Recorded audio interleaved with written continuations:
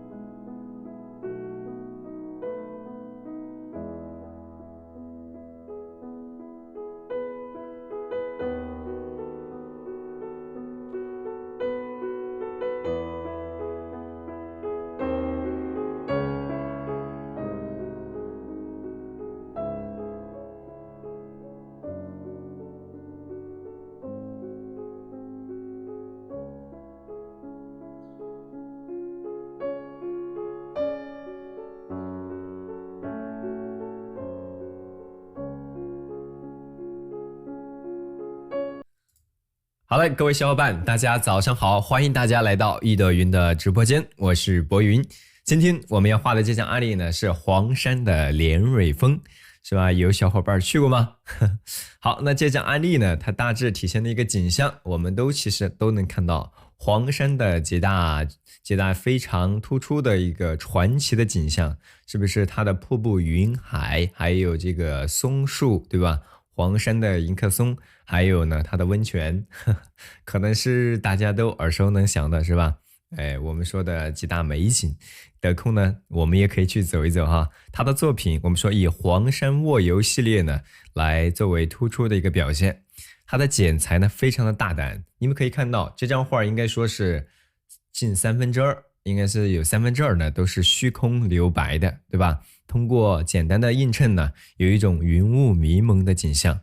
构图它是很新颖的，因为按照传统的绘画，它是我们说上留天下留地，中间一般来讲呢才来画我们的这个山水作品，而这张画是顶天立地，但是呢天空和中景以及画面的底部，它都通过虚空的留白，让这张画呢显得更加的更加的这个悠远，而且呢更加的这个清新，是吧？韵致非常的沁人心脾。所以这张画一个是它的观赏性呢相对来说是比较好的，装饰性也不错，那么在画的难度上面相对来说它也比较适中，而且没有太多的细节。那么对于岩石的塑造和刻画上面，我们需要呢稍微的把控的这个准确一点点，对吧？因为这张画就这点岩石了，是吧？你这点造型你还不画准确点，是吧？那这个画面它就没有细节了。树木呢稀散，走在这个山涧之中啊，我们说春日潦峭，是吧？微风迟迟，细看故人往事，皆如白云苍狗一般。因为在右下角它有一个点景的人物哈，因为作者在画的时候，这个点景人物呢画的有点大，画了个半身在哪儿？我们一会儿画的时候呢，可以把那个人物呢。你可以选择把它省略掉，也可以选择把它画的呢稍微的再小一点点啊，跟画面更协调一些，好不好？好，他的画作其实都是我们说的一种不朽的无声的诗画，好吧？来，我们呢现在就要调转镜头了，开始带大家一起来画画。屏幕的右侧是咱们的工具提示，大家可以根据上方做好相应的准备，好不好？好，来，现在啊，我调转镜头了。好，各位小伙伴们，能看到的双手的话，来敲2个数字5啊。这是我在去年的年中吧，年中那会儿，大概是7、8月份的时候啊，当时我画了一个系列的一些小品，是吧？用咱们的这个软卡的形式呢表现的。我想之前的案例呢，给大家都看过。那这张案例的尺寸是用33×45的大小来绘制的哈，相对来说它要小一些。好，通过这张画大家可以大致的感受得到，对不对？这个画面啊，它的虚境留白，我们说无画处啊，它也能成妙境，虚实相生，是吧？虚和实形成一种相互映衬的一种妙趣，这是中国画呀它审美的一个或者说一个视觉的非常经典，会是非常突出的一个特点。所以留白的意象的经营是我们这张画的一个重点，因为需要我们细节的去刻画的地方很少啊，那么就在于远山这块了，要我们刻画的，或者山顶这块要刻画的精细一些哈。好了，那么需要这个纸张的也是在咱们屏幕的小黄车里边哈，它还有一个外面的封壳，可以给你包装起来。好，我就不多说了啊，要开始大家动手画画了。好，我们需要用的工具依然是要来一支尖毫，是吧？因为我们染色可能更多用到尖毫，然后还有一个就是我们的那个白云笔，是吧？大白云、小白云。啊，因为这支是小白云，然后这是大白云。因为在染色的时候呢，我们就不用来回的去洗笔，或者说我们有的容易洗不干净，让这个颜色显得脏的话，我们可以多准备一点，是吧？一支染色一般大白云、小白云、中白云，对吧？都可以啊，或者选择用一支尖毫，有的时候需要擦一擦啊。好，然后我们在画这个下方的内容的时候，依然是用我们的小柱的这个狼毫，然后加个小青花，是吧？可以勾一点小细节。没有小青花呢，可以准备一只小红毛，是吧？小红毛比小青花，你看要小一点，是吧？这三个笔的尺寸，大家可以简单的看到，是吧？粗细以及长短，就可以刻画一些小细节，就是它有一定的笔锋嘛，有一定的笔锋。好，我们呢就先说到这儿啊。那需要的这些工具材料也都在我们的屏幕下方的小黄车里边，有需要的可以去挑选。我们先拿出小号的狼毫，是吧？小柱狼毫，在咱们的这个笔洗里边先把它浸湿了，先浸湿了。哎，需要画画的小伙伴啊，尝试跟我们一起来试一试。浸湿之后，毛笔的笔尖，是吧？毛笔的笔尖蘸取咱们浓重的墨色，蘸取浓重的墨色，对不对？我们来调和一下。好，我们来调和一下。我们从画这张画的时候，大家觉得还是从怎么个角度、怎样的一个步骤来开始，是吧？我们是由主到次呢，还是由近及远呢？你们觉得是哪个？1号链接120幅完整案例啊，至少120幅，还赠送基础基本教程和历代名家临摹课啊。这个课程你不用担心，是吧？一般好大几的课呢，啊，对不对啊？这个纸是非常便宜的，由近及远，我们来画。哎，对，念佳佳说的很好，我们呢都是已经有了一些这个绘画的一些经验和常识了，对吧？好，因为这张画的这个并没有特别的这个就是突出的一个内容，突出的就是山顶部分，但是那个山顶呢，它一个比较靠远景的，太明显，对吧？好，我们在画这张画的时候啊，按照老规矩，对吧？大家可以比如说找到画面的横竖中心线。今天这张画呢，我们可以先不着急去找中心点，因为这个画的中心点周边没有太多可参考的，没有太多可参考的，我们就在纸张的边缘来找啊，在整个纸张的边缘，我们找到它的大概一半的位置啊，先找到它的一半的位置，先给它找出来，纸张的右侧的边缘。好，在纸张的右侧的边缘，把咱们的这个一半的位置先给它找到哈，你大概观察一下就能看到了，观察一下就能看到了。是的，我们刚刚用的那个纸就是在10号链接。好，在一半的位置找到，这个就是我们中间绿色偏青色的那块石头的大概比较就是山峰大概的位置哈，可能还要靠1指比它高1指左右。好，这是这个山顶的地方，然后再往下方走，这是我们确定的一半，是吧？然后再往下的大概一半位置，是吧？大概再往下的一半的位置啊，是吧？甚至于我再往低一点都可以。这就是我们最前方的那个斜坡的最高的点，1号链接至少120节完整案例的直播啊，理解了？好嘞，来，我们现在把这个用湿笔纸这个吸这个加点水，把这个墨色调和的稍微的淡一点。你们可以看到这个画面当中，它其实没有浓重的墨色，除了苔点以外，是吧？除了苔点和勾勒的一些树的叶片以外，基本上都是淡墨。这点给大家说清楚了啊，说清楚了，对吧？好，那么再从上往下，我们要开始勾勒了啊。我们还是先确定好它的宽度哈，不然一会儿有小伙伴不知道了。我们找到这个纸张整个宽度的大概一半，你找出来，然后再找到整个纸张右侧边缘的一半，是吧？好，你大概是不是就能画出来它的造型了？我们画的这个岩石，右下角这块岩石，它的造型呢，最高的点和最左边的点我们都确定了。动手了啊！来推进镜头，汪彩白的作品啊。好，从上往下，是不是1到2指，然后适当的波折一下，往左边，是吧？我们呢再来给它来一些，是吧？来个斜坡，来个斜坡，然后再从它的前方，对不对？从它的前方，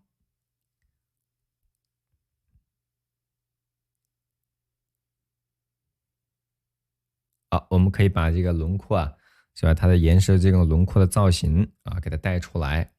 那么在这样边角，我们稍微的勾勒一下，好，右侧从上往下，然后再从边边角角，是吧？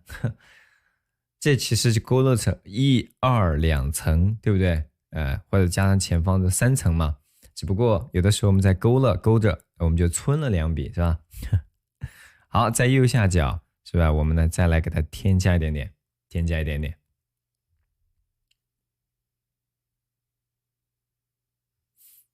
是吧？好，它现在有了一种，我们有了通过线条的这种交叠，我们经常讲的，它就有了前后的关系。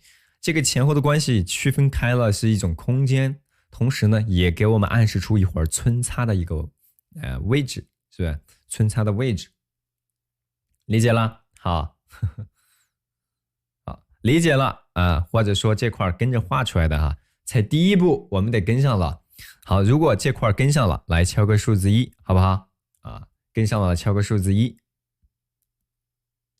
好，这是我们带大家画的这个第一块岩石哈，它的位置和大小你要确定出来啊，要确定出来。这个没有什么难度，对不对啊？画起来应该来说问题不大，应该是问题不大的啊。即便你是新手，我觉得我这么表达，你应该也能够理解，至少你可能还控制不了水分或者墨色，是吧？但是大概的形态，我想你都能画出来，因为它那个岩石你画的方一点、圆一点，它是不是都是石头？无非你画个是鹅卵石，还是说我们画的这个是普通的石头，是吧？好，边边角角或顶部，我们要找一些不同角度的皴擦的笔触啊。一般我们的皴擦，它是根据结构线的方向，我们去行笔，对不对？好，我们再跟着这块的结构线稍微的区分一下，比如说这种交叠的前后的关系，是不是？通过这种线条，让这个笔触还是要相对的清晰一些哟，小伙伴们，不能让它完全的黏糊到一块儿啊，记住了啊，是吧？相对清晰的在交叠的地方，是吧？区分开前后，其实也是在它的这个底部或者说偏暗的位置呢，我们去皴一些笔触，皴擦一点点，让这个画看起来啊更加的丰富饱满一点点，留白都相对来说比较多，好，处理这块石头是吧？那大家应该是问题不大的。然后在它的左侧，我们呢再来斜坡加一笔，是吧？好，对于墨色，如果你把控起来困难，那就是什么？我们如果说画的太浓重，那证明你调和的墨色层次呢没有把握好。我们需要一般皴擦的时候啊，用的墨色都比较淡，多加点水调和一下，然后再用试笔的纸吸毛笔的笔度，多吸一吸，好不好？这样的话控制起来应该会更加的便捷一些。画山水5大步骤嘛，对不对？这是按照我们传统的绘画的步骤来的话，就是勾、皴、擦、点、染。好，等你熟悉了，这些步骤都可以啊，都可以把它融合的，是吧？随意的使用，所以你可以先皴了再擦，皴了之后再去这个勾勒，它都是可以的，是吧？甚至于你还可以边勾边皴，是吧？甚至于给它擦一擦。好，把皴过的地方用一点点淡墨哈，淡墨就是在原有的基础之上再加点水调和一下，用更淡的墨色、更干枯的墨色侧锋擦，一般就3个点嘛，淡墨对不对？侧锋枯笔啊，因为我们淡墨的作用，它是为了让咱们这个画面的墨色层次啊，或者说笔触啊，它更加统一，对不对？不是为了覆盖，所以墨色它不能太重。好嘞，这块我想画出，应该大家都能够画得出来哈。右边该留白的都留出来啊，这是我们画第一块岩石啊，你看很快吧？我觉得今天我们还是有机会画一个挂历的啊。然后我们呢在上方是吧，来点上一些胎点。好，一块岩石的绘画的步骤，你只要掌握了，你只要一块岩石的勾皴擦点染的步骤掌握了，其实由此即彼，举一反三啊。只不过在造型呢，它其他物体不太一样，对吧？塑造的方式都一样。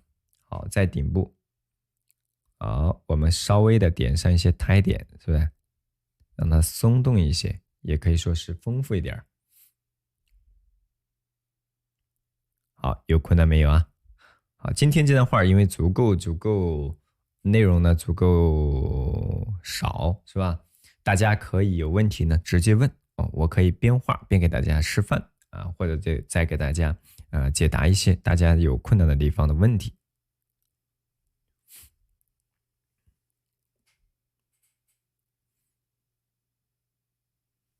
等我画完了再画是吧？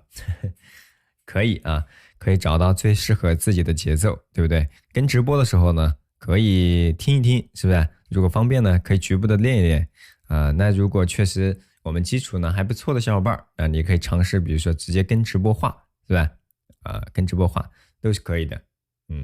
找到最适合自己的这种节奏，是吧？不要着急，也不要气馁。来，我们呢在这个上方是吧？它勾勒了一些小树枝，是吧？勾这些小树枝的时候，你可以自己尝试，比如说用我们刚刚所说的小红毛，或者是我们的小青花，是吧？这种树呢非常细碎的，当然它也没有特别多的细节，我们直接用这个笔勾勒了啊，线条不要特别的粗，好不好？你可以呢根据你的材料的实际情况来挑选。对，有长有短的，给它来一些。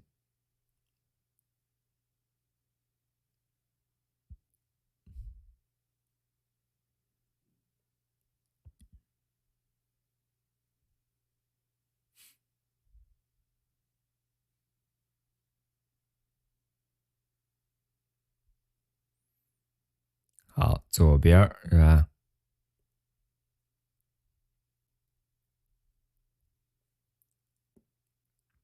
左右两边我们呢都给它加出来。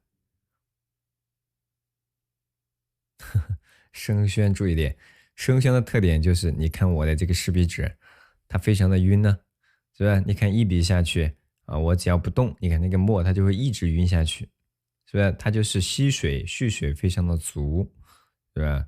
它就是非常能吃墨所以你在用生宣的时候要适当的控制水分，否则的话它容易晕散出去。好，这种高矮错落的来它几笔来画一点我们的这个小树，好不好？高矮的来一点就行。今天重点是云雾，云雾其实你不会画的话，留白它也能的表现的很好。好，在这个左侧的边角，今天这张画其实大家都可以跟着画哟，都可以跟着画的啊。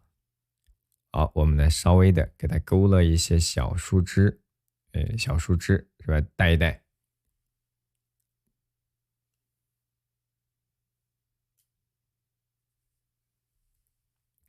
好，这个应该是问题不大了吧？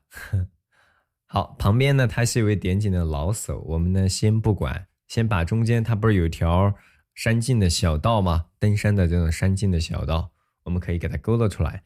这个山径的小道，大家看一看啊，除了这个右侧边缘有，在左上角两侧山峰之间，它也有一点其实这个山路它是蜿蜒曲折，是吧？我们都要带出来的。当然，勾勒的时候墨色不要太跳跃，对，你可以若隐若现，甚至于角度呢不太一致的都可以。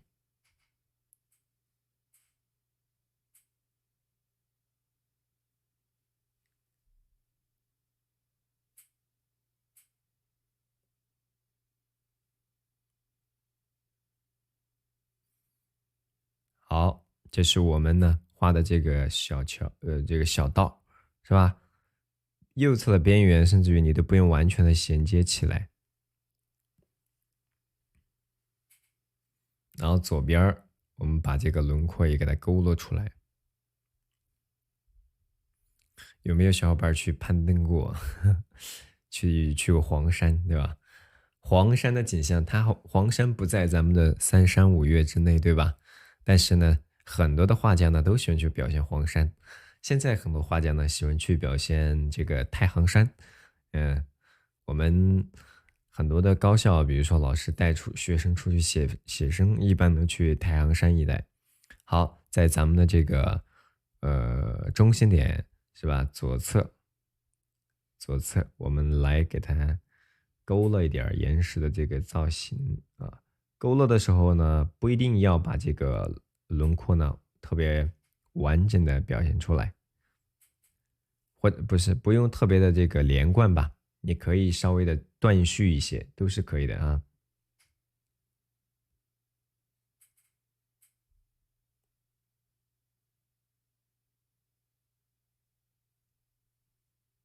好，然后在这个旁边还有一棵树，对吧？还有一块石头，我们呢待会儿可以给它加出来，把这个树加了，再加后边这块石头。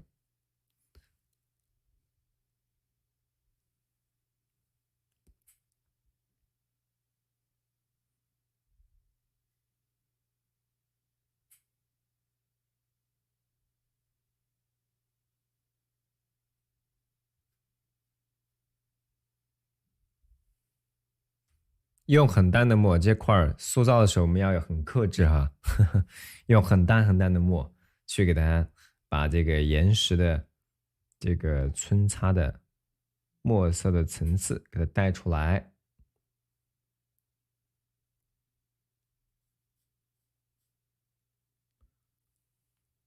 再来点淡淡的墨，对不对？在这个它要衔接到，就上边虚，底部相对实一点，接到咱们的这个山径的小道上方，是吧？山径小道上，稍微的擦一下。好，岩石呢就厚重起来了，相对的就厚重起来了。好，我们来画这个上方的这个树。画这个树的时候，我们可以用，比如说小红毛，哇，我们好久没用小红毛了，对吧？来一起用一用，试试。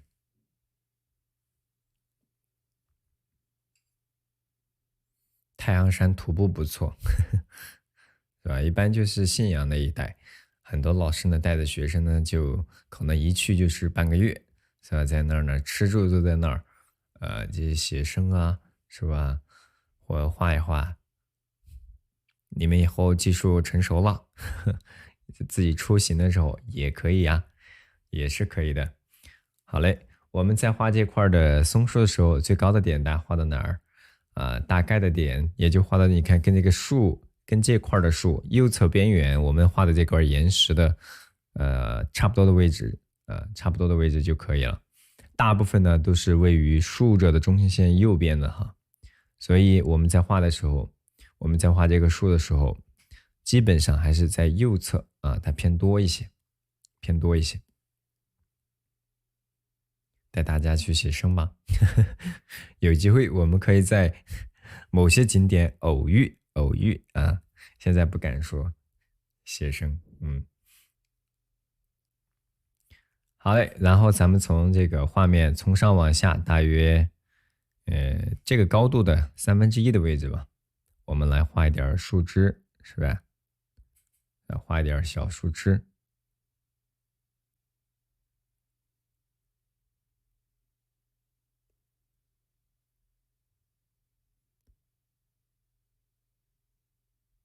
啊，这些树木的生长的方式是吧？它可能不是特别的清晰，因为毕竟过于细小。青城山，我已经去过好几次了。好，然后再往右侧走。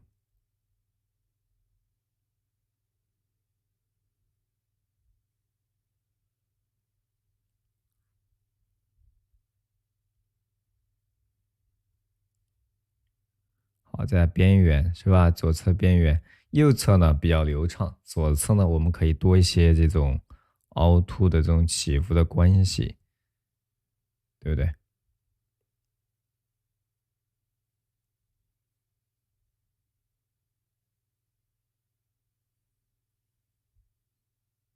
好，把这个树干是不是大概就给它画出来了？中间在这种大的转折的位置上，你可以添加一些树疤之类的，所以就一个小红毛是吧？就画这么一个树干呢，它就挺方便。树干上方你可以稍作皴擦，对不对？毕竟这棵树比较小，所以皴不了几笔，皴不了几笔。这棵树啊，非常的蜿蜒。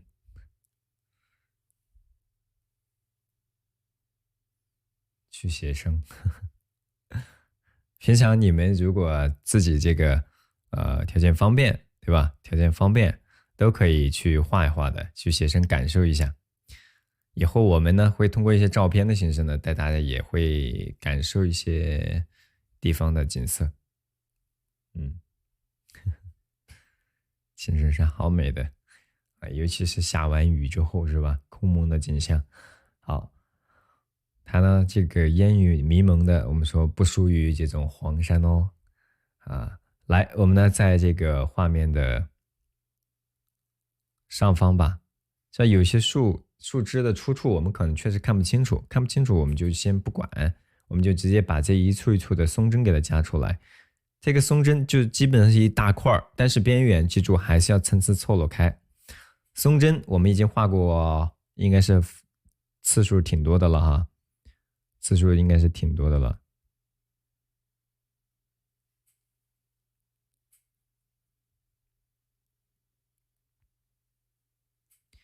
来，我们在这个上方是不是也是一样？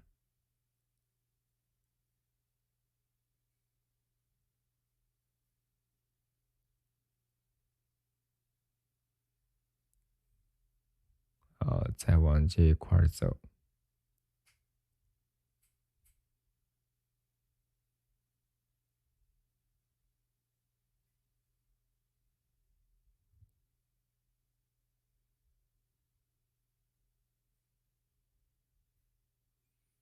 好，把这个边缘给它加出来，是吧？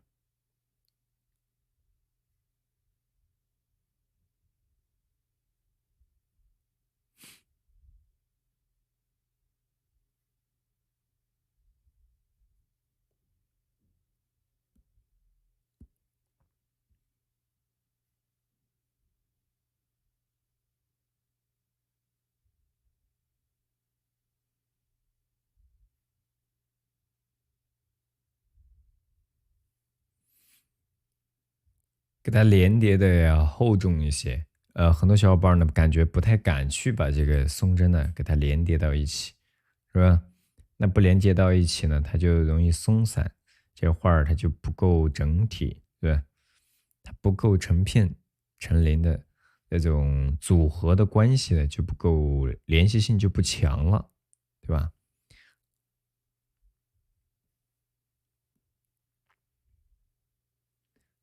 绝对不虚此行。好，最好我们的技法成熟之后，是吧？我们呢拿着本本，可以去，不管好与坏，是吧？我们也不用想的太多，就可以动动手，尝试着去用这种画笔去表现表现，去表现表现。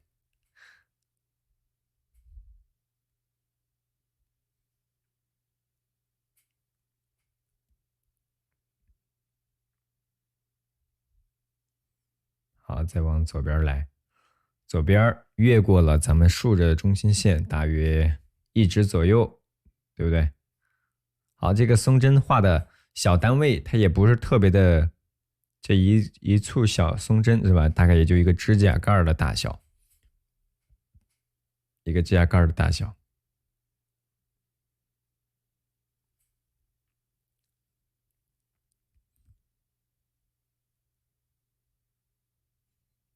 然后再往下方走。好，底部这一块画的这个松针呢，它相对来说墨色要淡很多。对不对？好，这块的松针淡很多。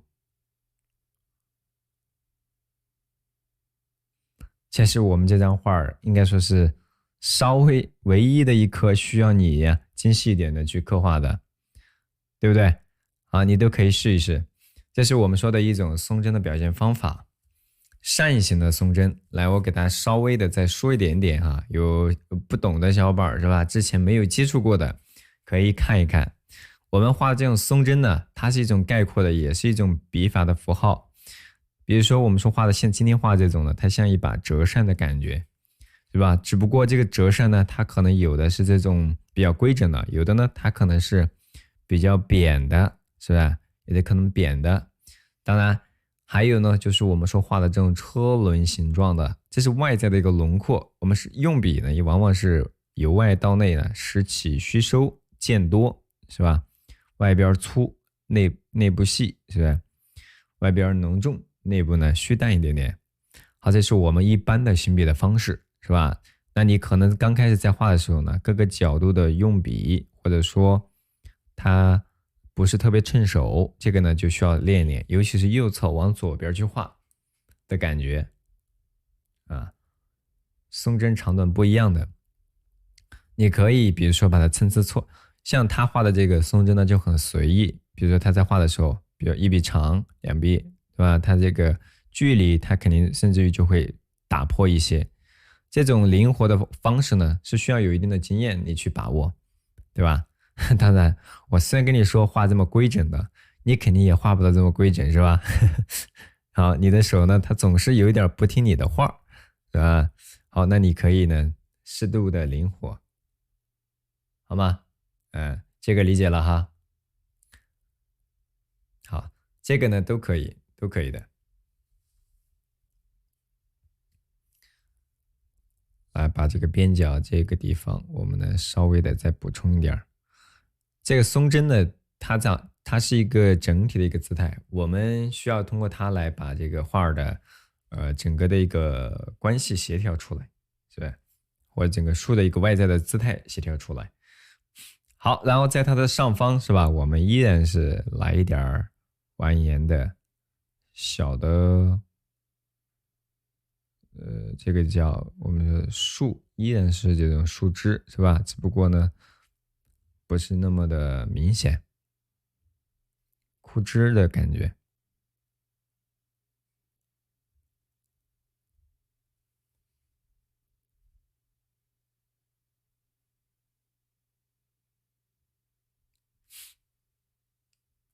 松针的方向都是朝上方向吗？根据我们出枝的角度不同，因为我们今天画这棵树，它非常的概括，是吧？你比如说我出一个枝，哎，它如果说往下生发，它横向的呢，这个出枝基本上是横向的呢，它叶片往上生发的可能更多一些，是吧？它比如说这个枝往下这样带着走，是吧？它这样侧着去生发的，是不是它就相对要多一点点？它要根据你出枝的方向去决定啊，理解了？好，你可以呢根据你出枝的方向自己去丰富丰富啊。只不过今天画的这个树呢，它的造型呢比较单一一点。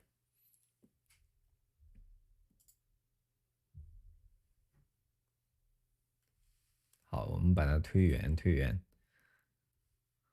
好，这是这个画的小细节。那么树干是吧？树干的在这一侧。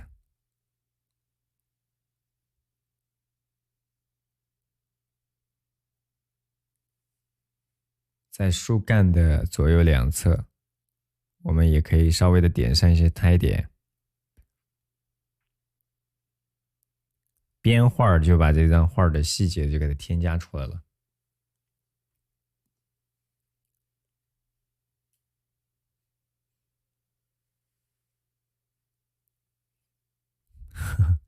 好，你看，一说出去玩是吧？大家思绪都跑了啊。来，我们再来。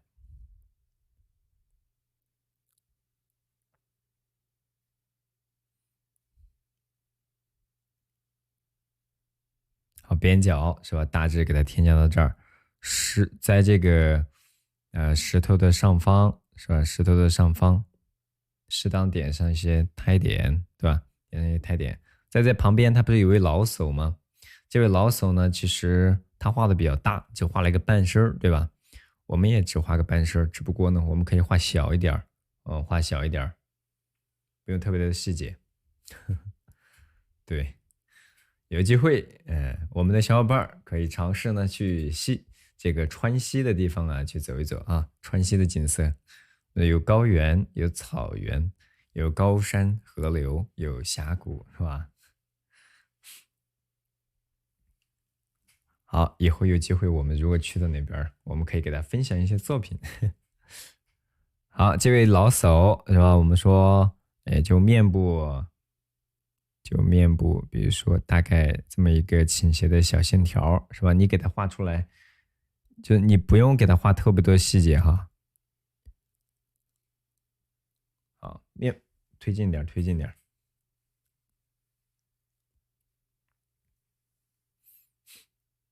好，把这个后脑勺是吧？给它带一个古人他喜欢裹一块头发是吧？裹了那么一块头发。然后面部的话，这小细节其实我们没有过多的去给它刻画，是不是？然后衣服。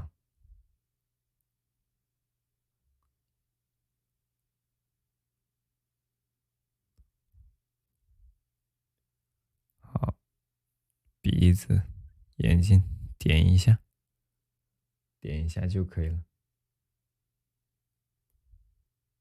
但我们这个画的人还是跟他原作大小差不多了。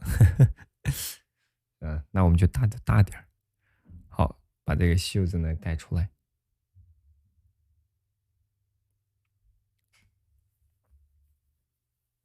好，就在这个地方啊，被岩石和山径的小道挡住啊，被挡住的。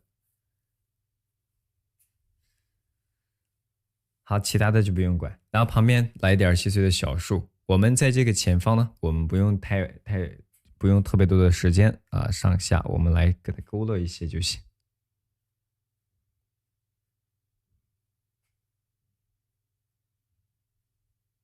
好，给它稍微的来一点枝。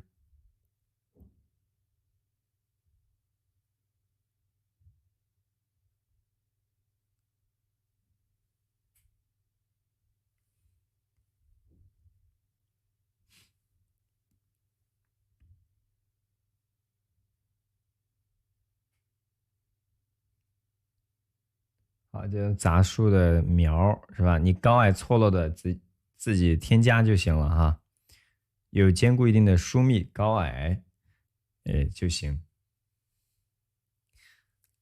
心有阳光之音说，周记有课，除了周二休息以外，对吧？我们其他时间一般都是上午的9点半，至少目前是这么定的。以后可能会调整，会告诉大家，会提前告诉大家的。欢迎得空了来感受感受。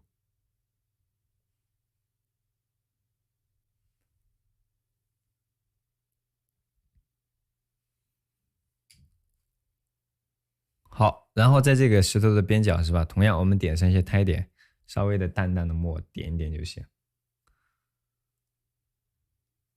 在这块的石头上，淡墨是吧？点那么一组，然后这个树叶里边，一会儿我们是要用颜色来点的，是吧？用颜色来点，就会更加的丰茂。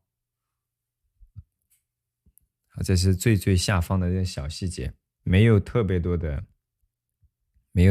内容。好，到这个山径这一块松树的后方是吧？我们还给它来了一层石头。树干呢，我们就不过多的去管了。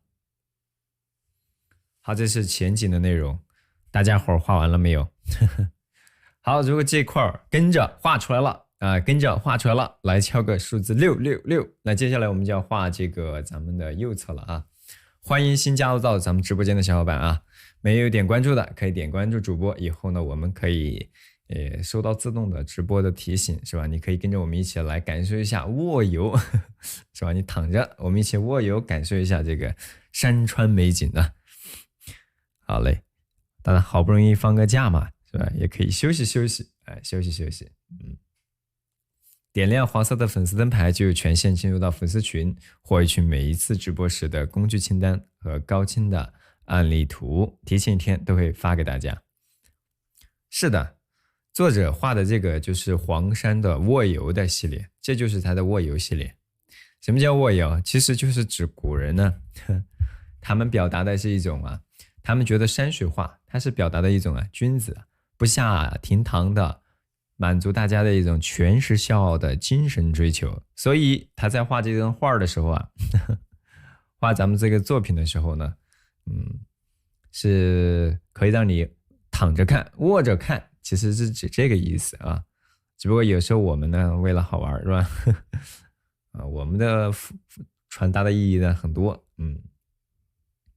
因为古人他们没有照片，没有相机，对吧？来，我们现在在这个刚刚定的这个横着中心线是吧？以上整个画面横着中心线以上大约1指，我们呢把这个斜坡给它勾勒出来，是吧？一个斜坡给它勾勒出来。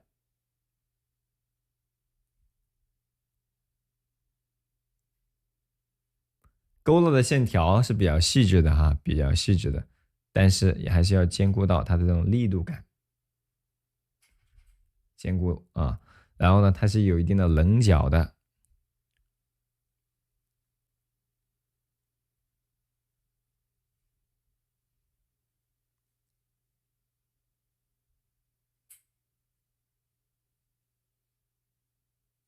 然后它的左侧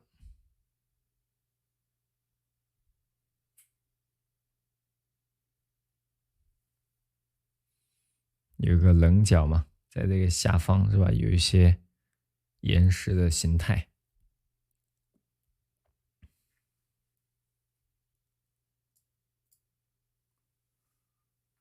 是吧？卧着看，躺着也点赞。好，然后我们再来这个岩石最宽的地方大约画到哪儿？画到整个画面竖着中心线，大概右侧一半，是吧？然后靠右一点点，就挨着跟咱们的这个树干的位置差不多了，是吧？跟这个树干转折的或者这个山径小道石头转折的位置差不多了。好嘞，我们来大概给它勾勒出来。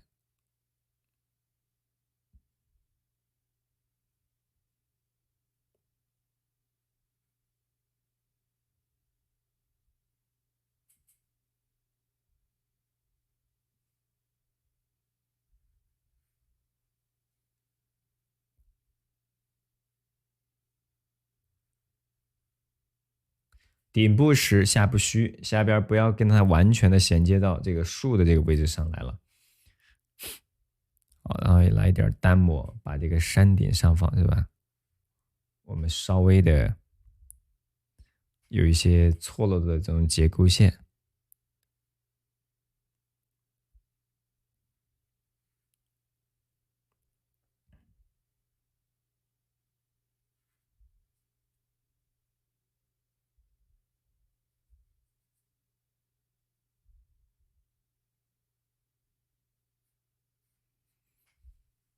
好，这是山顶的位置，然后呢，再从它右侧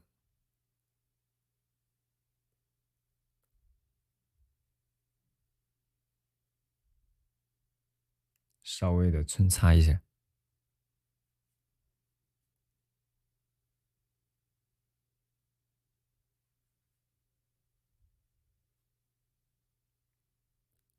这就是前后交叠的结构比较细密，是吧？你在遮挡的地方说稍作穿插，就要区分开它的前后左右关系，是吧？你穿的清晰一点、明显一点，或者说含蓄点儿，不那么清楚都可以的。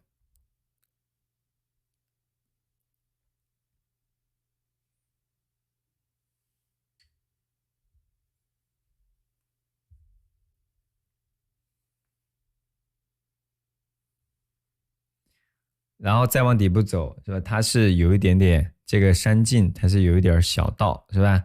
上下这种山路的小道呢，我们要给它带出来的哦，啊，若隐若现的啊，若隐若现的有一点儿，然后可以把这个两侧呢稍微的村一村，是吧？给它带出来，好，给它带出来就行了。好嘞，然后我们再把它的上方走，往上方走，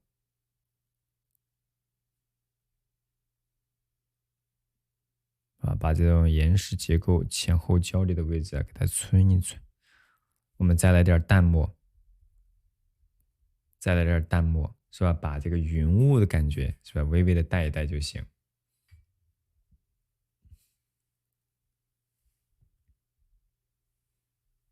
所有的店铺都参加满减活动。好，来，我们再来点淡墨啊！大家都开始囤年货了吧？再过几天就要过年了，是不是？我们一般讲过腊八就是年了，年味儿呢就越来越足。年味儿最足的时候就是在年前，是吧？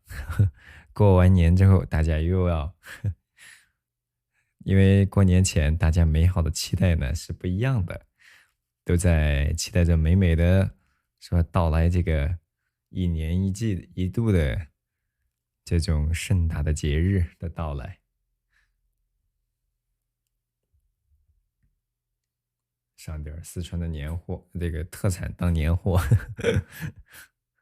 四川特产是什么？每个地方都有特产。好，我们来一点点淡墨哈，把这个岩石底部，你看虚接下来啊，虚接下来，把这个上方稍微的擦一下都可以啊。山间的小道该留白的要留出来啊，统一统一。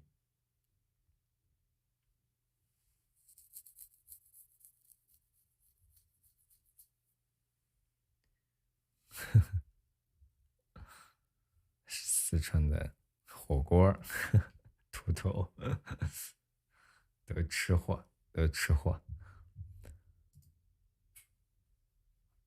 好嘞，这是咱们画的中景部分啊，中景部分，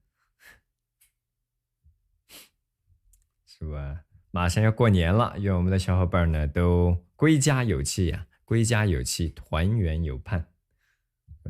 过年这马上这个冬天的暖意即将就要到来了。这是我们画的中景的前方的小石块，然后接下来我们画上方的这个小树，是吧？一人拿出小红毛来，用小红毛，把它给勾勒出来，推进，推进，让半个小时已经把这张画的一半的内容啊就画完了。半个多小时吧，40分钟是吧？好来，这个岩石上方它有点高矮错落的这种小树，那这种小树的出枝它是比较不那么直观的。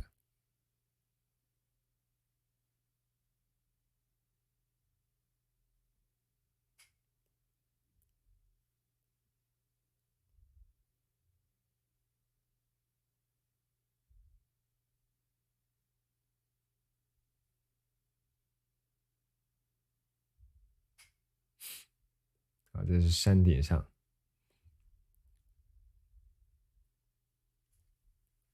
还有折耳根，看来大家挺了解四川的啊。好，下方画的这个松针呢，它就更加的松针更短了，是吧？松针就更短了，拉长。好，来，我们来这个画的松针，它像锯齿状，因为它是高度的概括，因为为了体现这种画的一种浩渺、一种空间的深邃，所以它不会把这种细节画的特别的明显，或者松针画的特别的长，它会稍微的拉远一点。空间大了之后，细节它就不那么明显，是吧？其实是一种啊，以小称大，以虚称实，是吧？这种大的一种景致。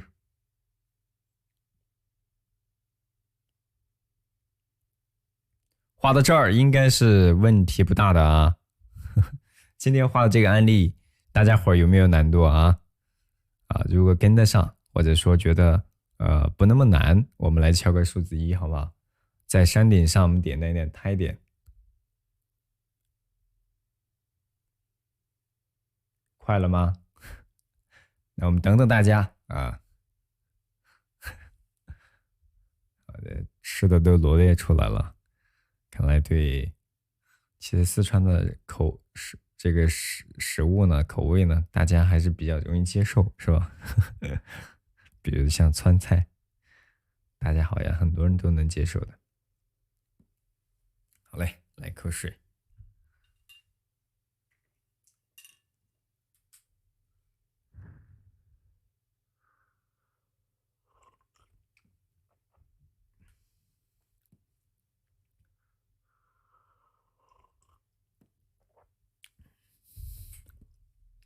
好吧，好，然后咱们在旁边是吧，稍微的再点上一点，点上一点。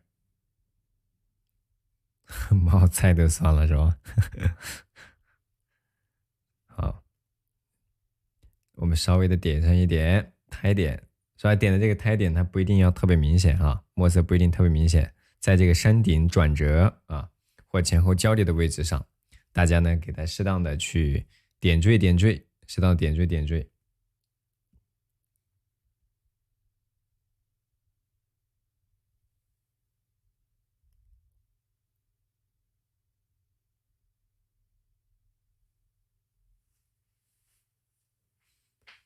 然后在右侧的边缘，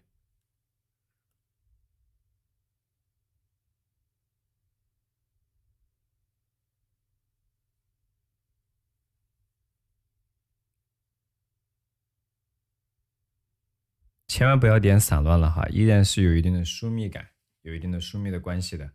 好，这是我们画的中景这一块儿，那在它后方是吧？在它后方画的这个岩石呢，就墨色更虚淡了，更虚淡了。大约比它高，大概是吧？比这个松树高2指左右，我们就可以确定它的一个接近于最高的那个山坡，是吧？差不多的点，水分控制一下啊，虚淡一些。像后方这种岩石，即便你画的墨色是吧不够，你再去添加都好说。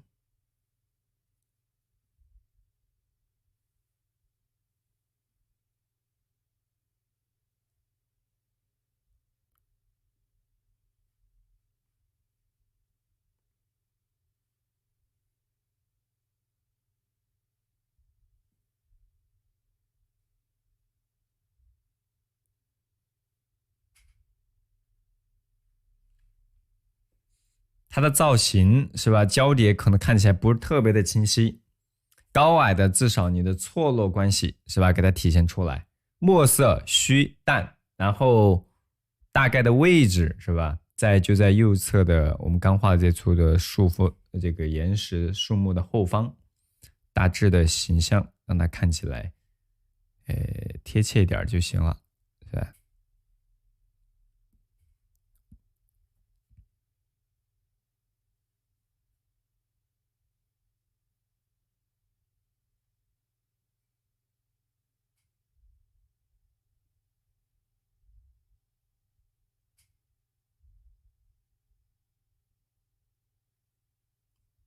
然后再往下方走，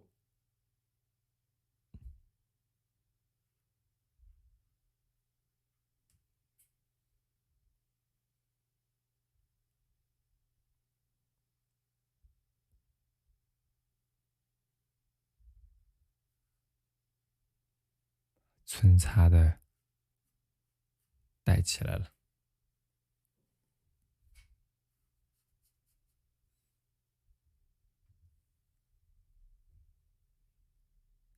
来点淡墨，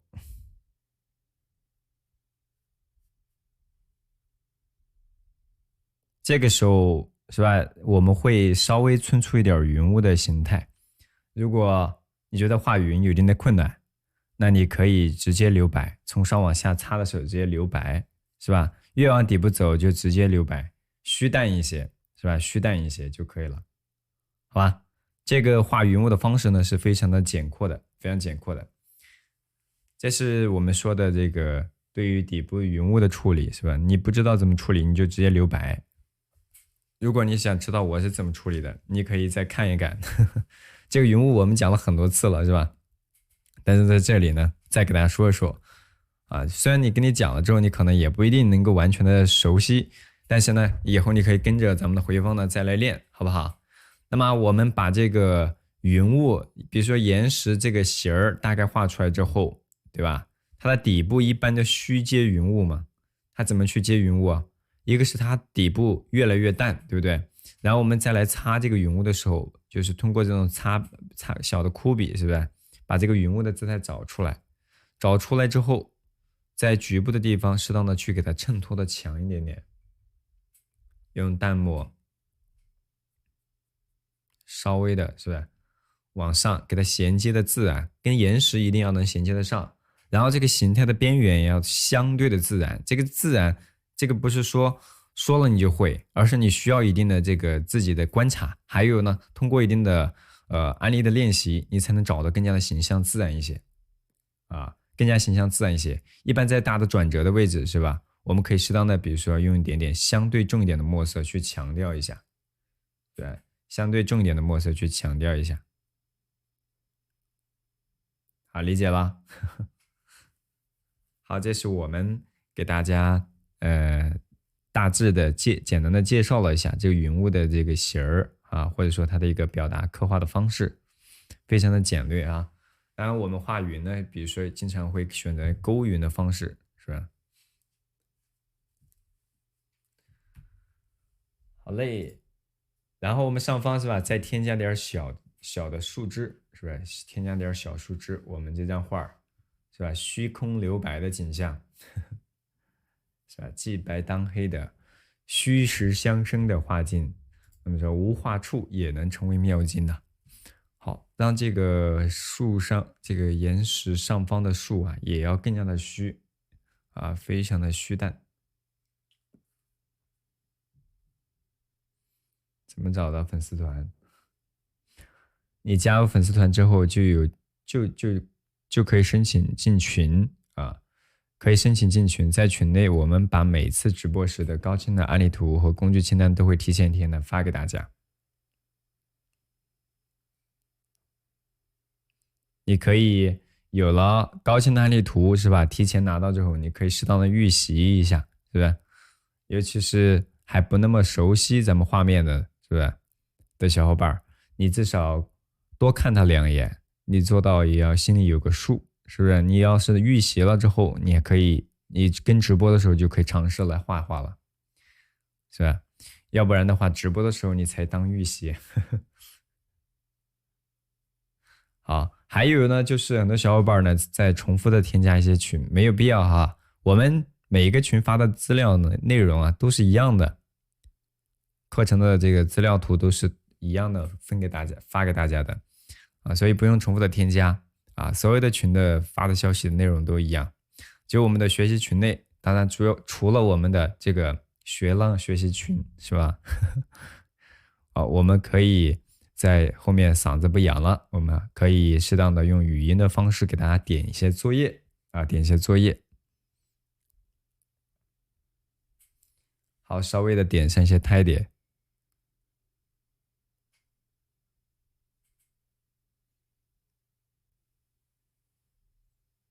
稍微的点了一点，对吧？好，然后接下来我们推圆啊，推圆。还有不知道怎么看课的，对吧？昨天晚上还有好多小伙伴在问怎么看课。昨天因为我可能在课上没有给大家示范，对吧？没有示范，可能很多小伙伴呢就不清楚了。那没关系，今天我可以给大家再重新的示范一下啊，重新的示范一下。好，右下角的这个岩石我们画完了，接下来我们就要画远处的了啊，画远处的岩石了。很快我们就可以把这张画给它画完。这块右下角跟上了吗？右下角跟上了吗？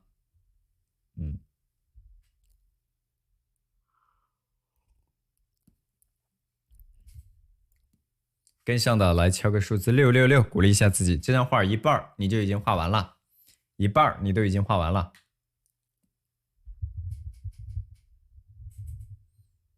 在自己的消息页面应该是可以看到咱们的群的。好嘞，好嘞，好嘞。好，然后我们用浅淡的墨色啊，用比较浅淡的墨色。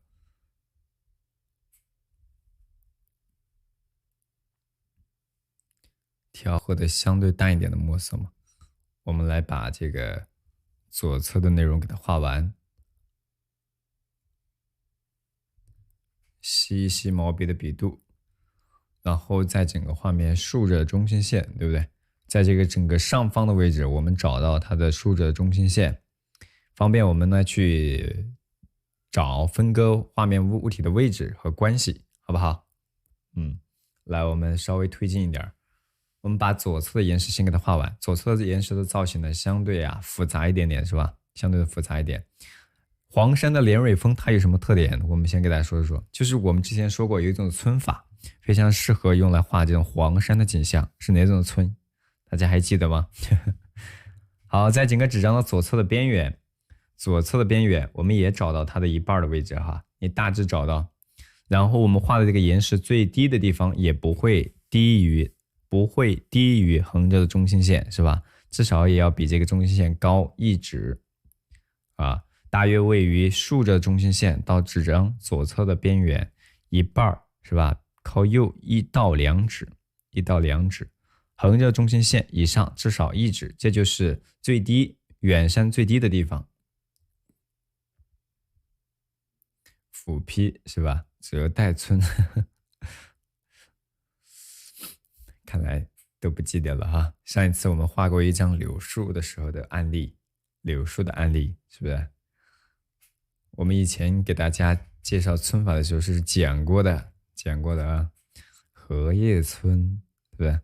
好，最右下角那处岩石啊，我们呢给大家把这个形儿是吧，给它勾勒完整。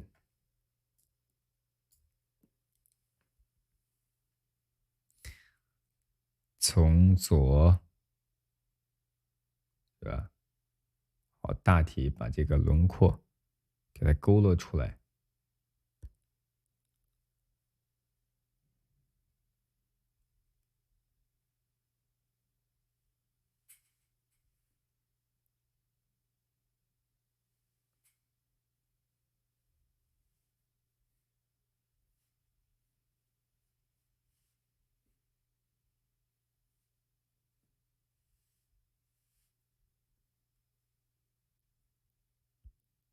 好，它的这个造型呢，像一个上方窄一点、下方宽一点的一个梯形，对不对？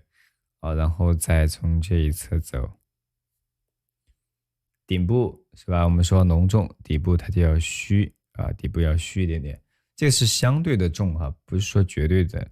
整个画面它都没有特别重的墨色，是吧？用荷叶村最适合画这种黄山这种破碎的，或者说纹理呀、是不是是比较适合的？它的结构关系嘛。这是最前方的那块石头，然后再往旁边走，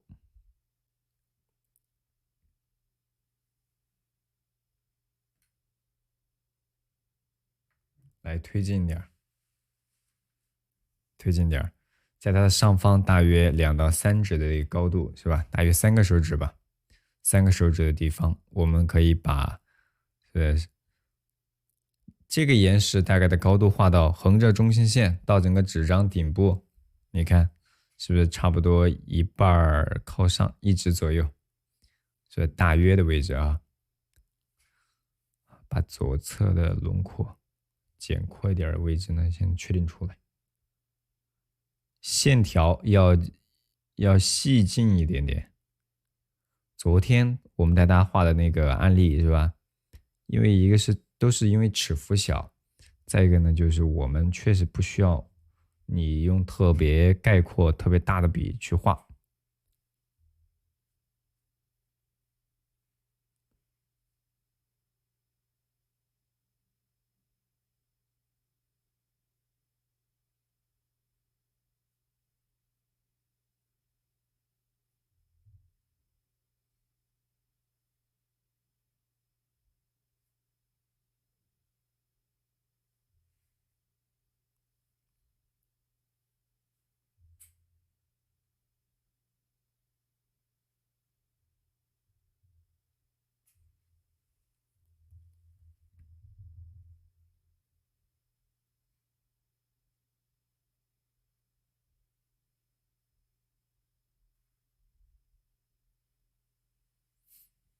好，在右侧边角，这造型呢稍微的繁复一点的位置，我们就需要观察的细致一点啊。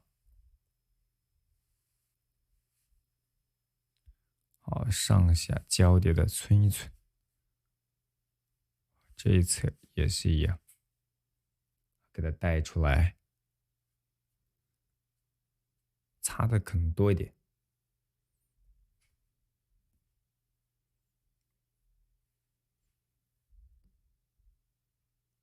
一口气点了1000赞，运动量达标了啊！运动量达标了。好，这广播体操做的不错，谢谢。来，我们呢再从右侧给它再来勾勒一块儿。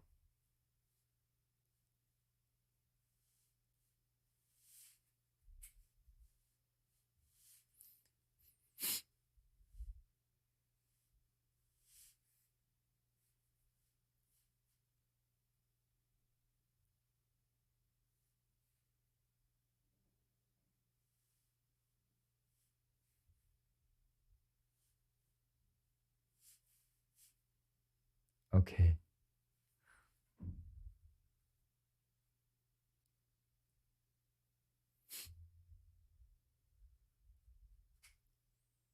这是下方的一个斜坡。好，你看我们这种，即便是类似于像荷叶村的皴法，对吧？它也不会皴的特别的多，它不会皴的特别的多。然后再从它右侧的边缘。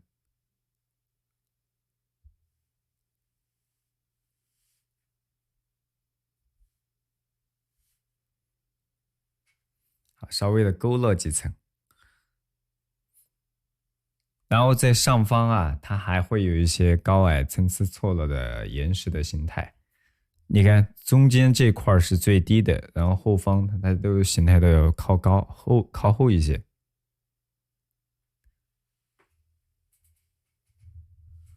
书已经收到了是吧？就好。好嘞，然后再从上方走。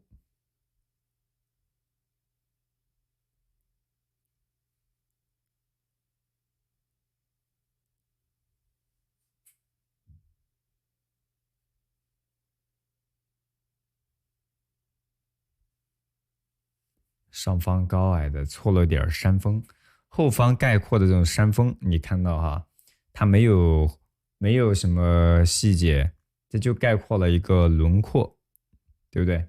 就概括了它的一个轮廓。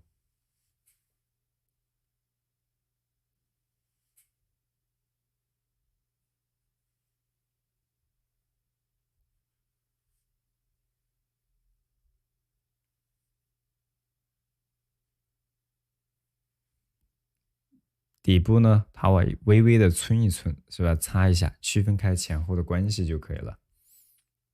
然后再往右侧走，是传统山水嘛？这种绘画的风格呢，它稍微新颖一点，就是构图上新颖一点。当然，在皴擦塑造上面，我觉得还是偏传统的，还是偏传统的。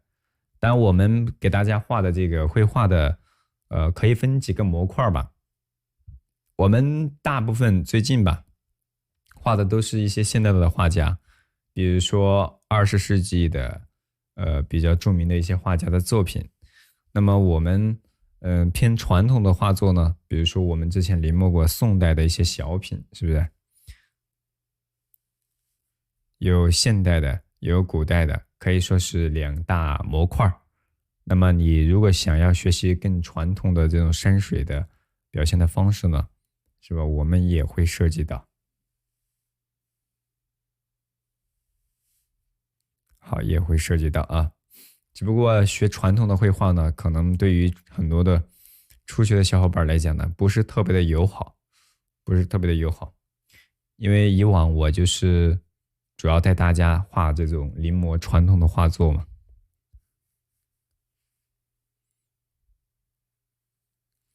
出那些画作呢，一个是每一笔每一画的法度的要求比较严谨。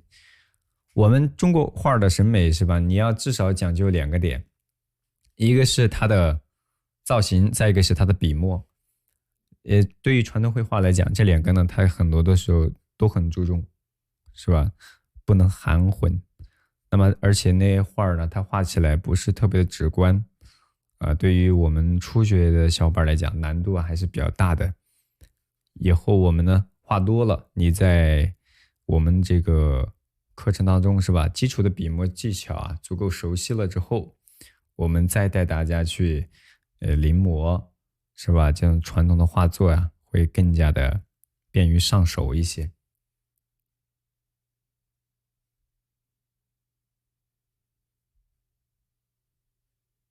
好，稍微的皴擦一下底部，给它带一带。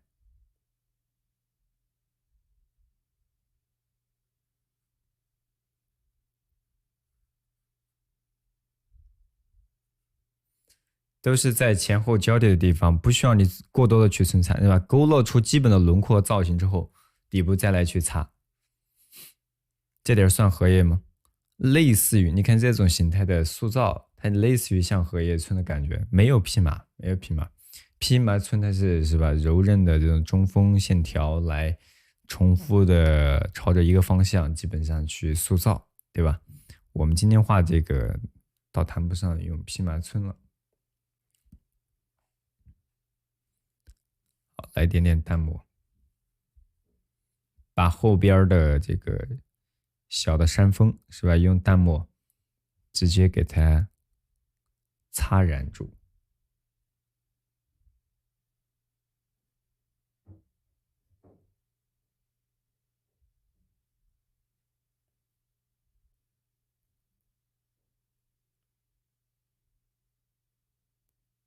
是吧？平整一些，擦染的平整一些，把大的体块区分开了，对吧？大的体块区分开了，小伙伴们画出来了没有？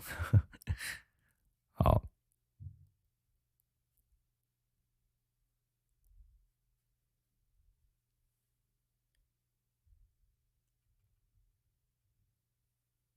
有没有大尺寸的，是吧？啊，之前也有小伙伴问过我，大尺寸是指4尺大小吗？还是指更大的？像这种大尺幅的呢，咱们一堂课有的时候都基本是完成不了的，是吧？完成不了，需要至少有的时候可能2次甚至于3次直播，我们才能带大家画完。但很多小伙伴呢，有时间不是那么的充裕，是吧？好，在岩石的底部是吧？依然用淡墨，我们又来找了找这种云雾的形态，是吧？大致找一找。好，既然找出形态来了，是吧？要用淡墨，要往岩石上方去衔接、去擦、去给它过渡，是吧？一定要能衔接得起来。4尺整张，那得画好久的。尤其像这种细节如果多的话，是吧？一时半会儿都肯定画不完。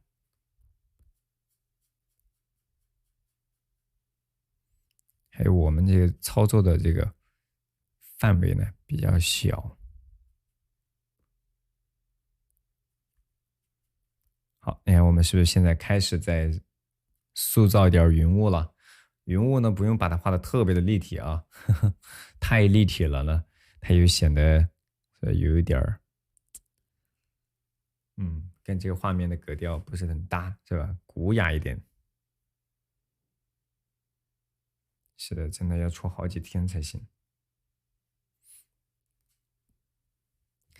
山水画你比如说画那种大的，你比如说画个泼墨的，那可能我们一节课也能搞个定，是吧？也能搞定。但他如果要等它干透的话，说不定也一节课也画不完，也画不完。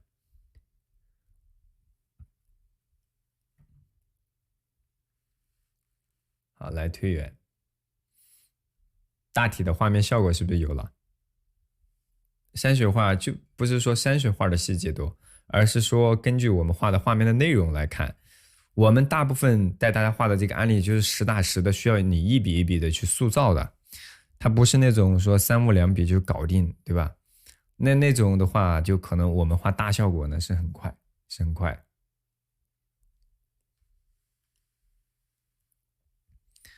好，来，我们呢再把这个岩石的顶部岩石的顶部这一块儿。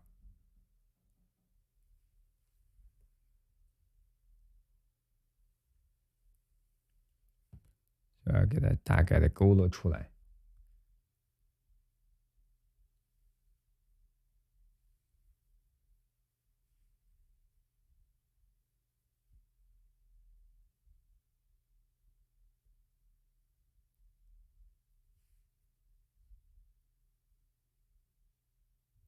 右上角勾勒一些细密繁复一点的岩石的组合，细密。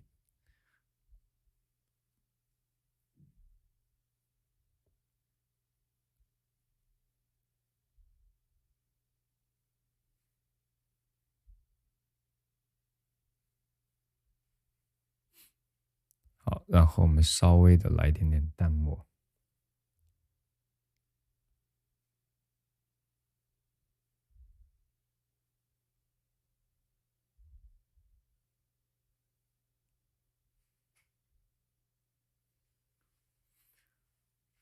这是远处的小山峰，这块呢，我们可能稍微耐心点哈，马上就要出效果了，马上出效果了。好，左侧这块儿，它也要画一点小细密的岩石的这个轮廓。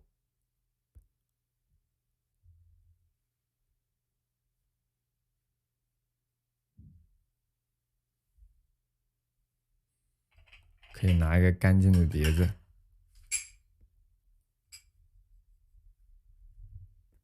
拿干净的碟子，再把前后交叠的地方稍微的皴擦一下。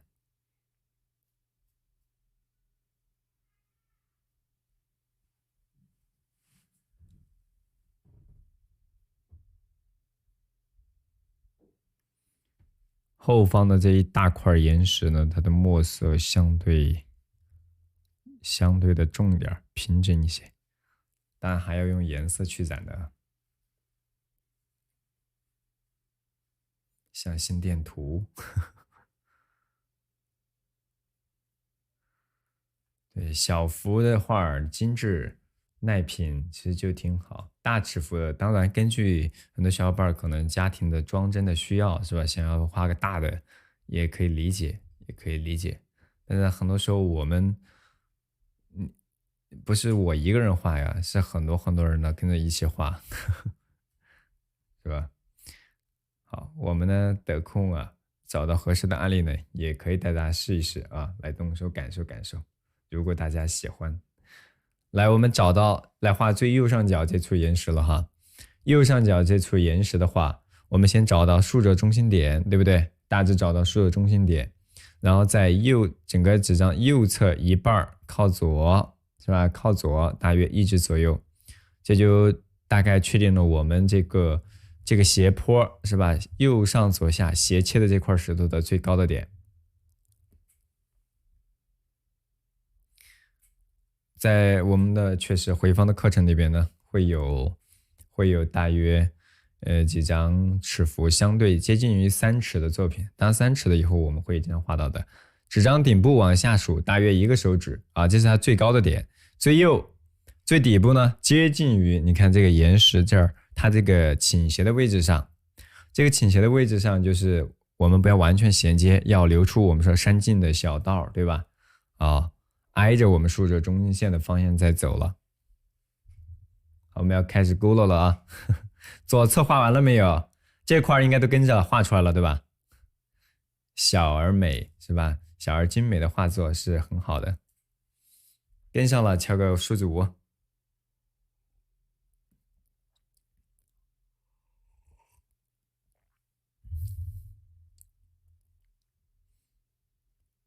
好，我们争取在半个小时之内把这张画呢就给它搞定，好不好？搞定了之后，我们可以画个挂历，画一个挂历。好，来，我们呢大约在这个位置上。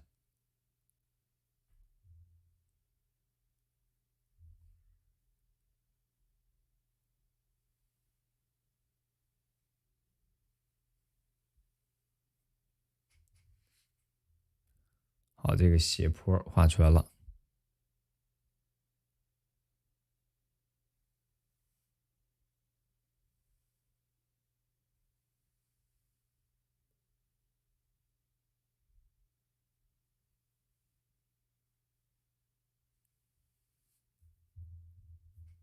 勾线呢精细点，是吧？长短的关系是吧？还是要有啊，长短的关系我们还是要兼顾的。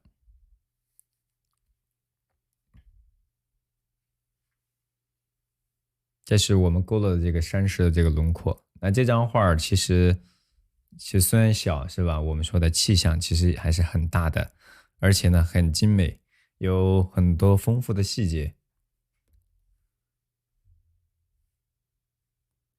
好，上面呢虚起实收，在整个画这块岩石的靠左侧的位置，我们呢再来加一块。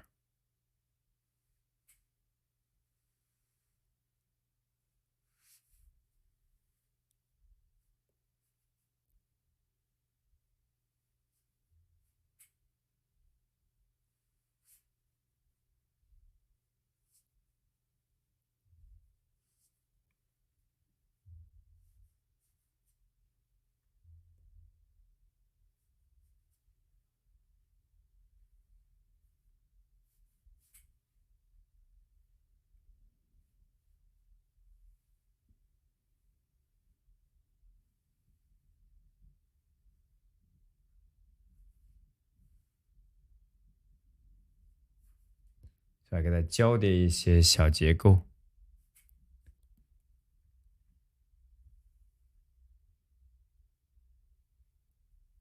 丰富出来。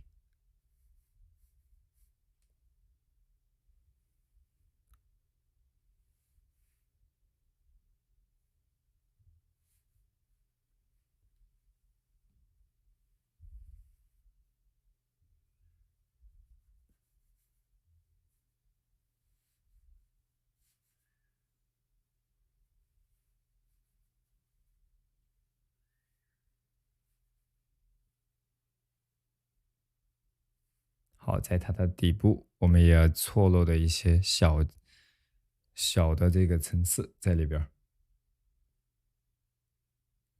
每次看《西山行旅》就感觉很压抑，那可以根据自己实际情况变异形式。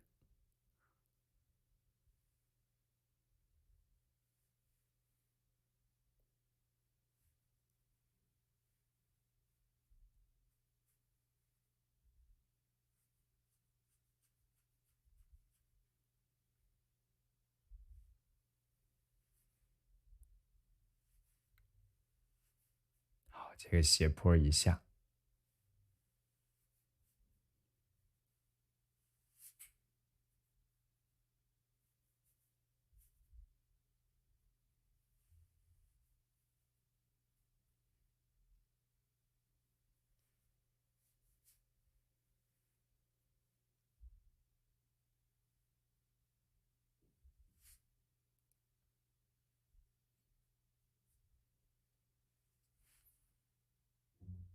只看不画。好，这是右侧的这个最倾斜的那个山石的造型，然后我们再来画的就是右边它这个，你看它的岩石的造型是不是？我们说这个石涛是吧？经常画的这种奇松怪石，在这个可能跟这个地理的环境呢也有很大的关系哈。所以它的造型呢，非常的非常的独特。这是一个侧着的棱角，你看右侧呢，它又是一个平台，是吧？这个平台呢有一个倾斜着的造型呢，旗鼓。据说这个地方呢，松树长得也非常的奇特，是吧？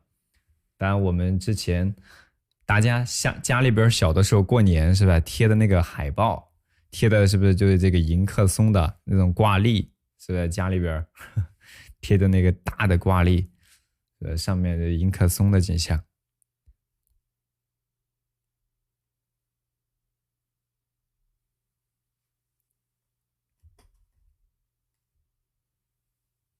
你们家里边以前挂过这种挂历吗？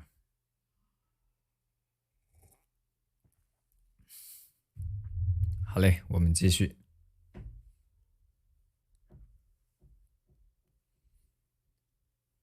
然后在它的侧边是吧？侧边的位置上，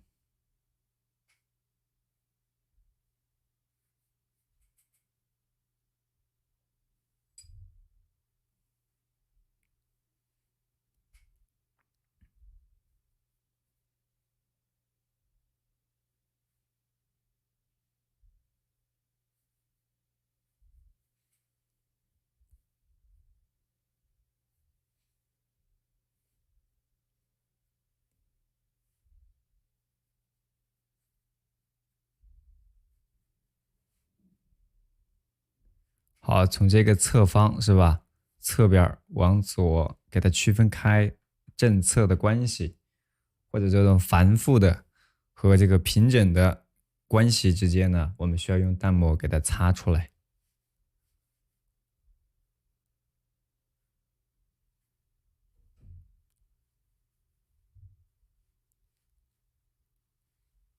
稍微的擦的平整一些。当然要记住它这一些结构的区分的点，是吧？结构线的区分的点很重要，因为这些画的体块的区别都要靠这些线条，是吧？还是要依靠这些线条啊去给它带一带的。好，申请进第14群就可以了哈。前面的群呢，咱们都已经满了，前面的群都已经满了，不要重复的添加。欢迎新加入咱们直播间的小伙伴，新加入直播间的小伙伴可以点关注，是吧？关注之后，以后直播都可以收到自动的提醒，也可以点亮黄色的粉丝灯牌，就有权限进入到粉丝群。在我们的群内呢，可以获取高清的案例图和工具清单。每一次直播提前一天呢，给大家预告的啊，给大家预告，所以你可以更好的准备相应的这个材料，一起来感受感受，画一画。睡着了吗？没有吧？好，一会儿我们给大家发一个福袋，好不好？坚持坚持到11点20左右，11点20左右，来，而大家伙儿可以提醒我。好，右侧呢，它又是非常反冒的，非常反冒的。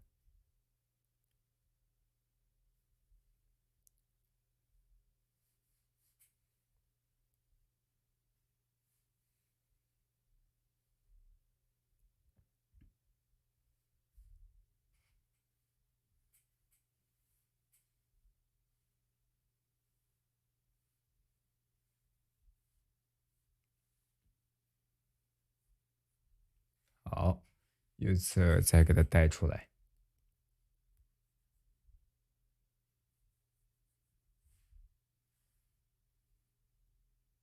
形态大概就开始完整出来了啊。这个造型可能比较比较奇特，这是一个平台，然后这又是一个平台。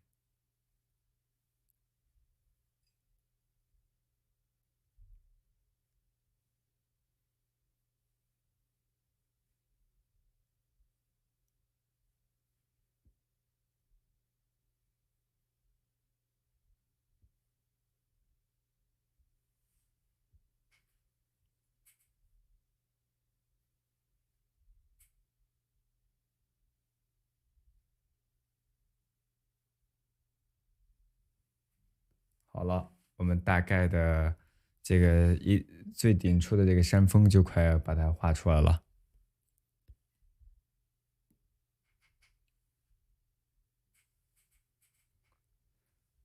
都没有准备好，但是想跟着画，下次你可也得注意了，下次你可得注意了，得尝试着一起来画一画呀。好，右侧。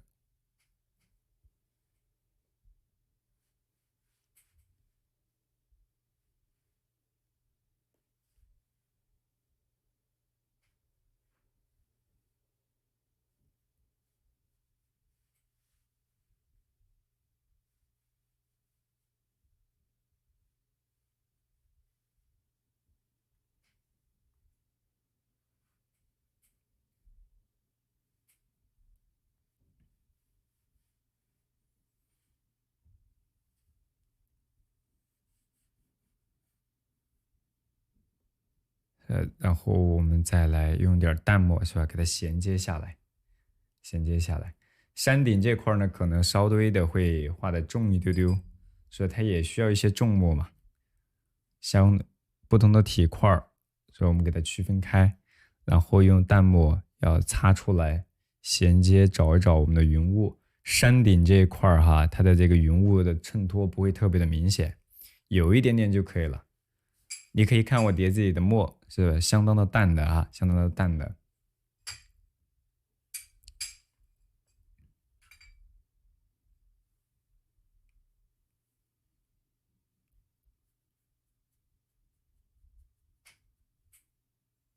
好，稍微的给它稍微破一破。好，从上往下，是从上往下。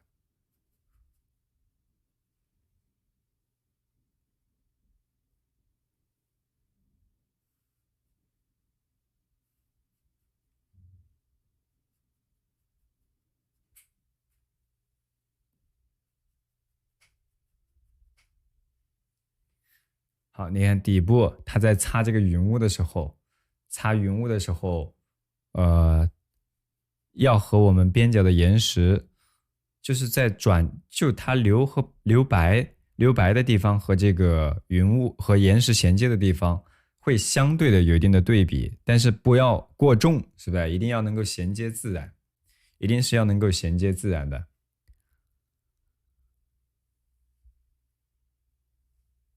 好，这块儿大家有没有跟着画出来？云雾的感觉有了吗？感受到云雾的感觉了吗？好，然后我们呢再来把这个下方的云雾这么大的留白，对吧？不能让这个画儿它前后断开了，要用云雾呢给它衔接，是不是？能够上下串联的起来，串联的起来。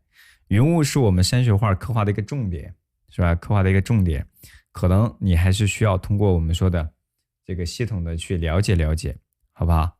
我们在课中画这个案例的时候呢，肯定是以实操的这个代练和示范为主啊。不过大家如果想要系统的学的，我们放到了这个赠送给大家的基础的技法教程里边，在回放的课程里边，你自动打开就可以听到。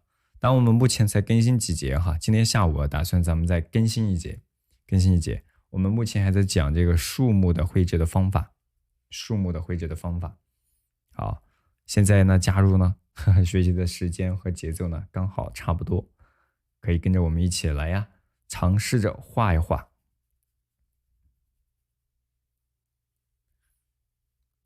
几大模块，上百节，120多节完整案例的直播，对不对？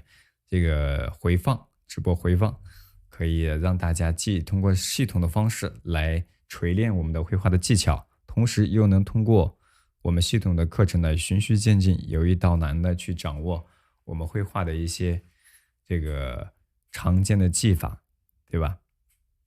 不仅要实践代练，是吧？你也需要系统的去掌握一些内容。而且是永久观看的权限啊。好，大家伙儿这块儿给它村点出来了吗？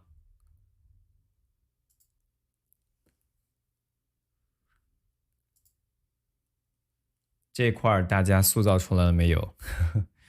云雾是吧？大体的这种升腾的，不是特别的平，不是特别的这个直观，不是这个特别的平整哈，它是需要参差的错落，稍微的参差错落开一些，然后边角我们稍微的再来寸一寸擦一擦，嗯，我们系统的基础的技法教程都有几十节，是吧？不仅仅是带大家通过刻度稿，得分解相应的技法步骤，还会通过名家刻度稿的方式呢，给大家来提高一些笔墨的表现力，是吧？我们用笔用墨的这种味道，以及我们说笔墨的不同的表达的形式。像更加高古的，大家可能有的小伙伴呢比较喜欢更传统古雅的这种绘画的方式，是吧？那么在年后啊，我们赠送给大家的这个临摹课，在年后打算就开始了，年后就开始了。好，我们再来。现在呢，我们还给大家赠送，是吧？年前免费赠送给大家。平均下来的话，你看我们平均下来上百节课，上百节课有系统的讲解，还有呢案例的代练。群内还可以给大家答疑解惑，和我们志趣相投的小伙伴交流。相对来说，学习的方式是非常的便捷的了。好，前后交叠的地方给它区分开。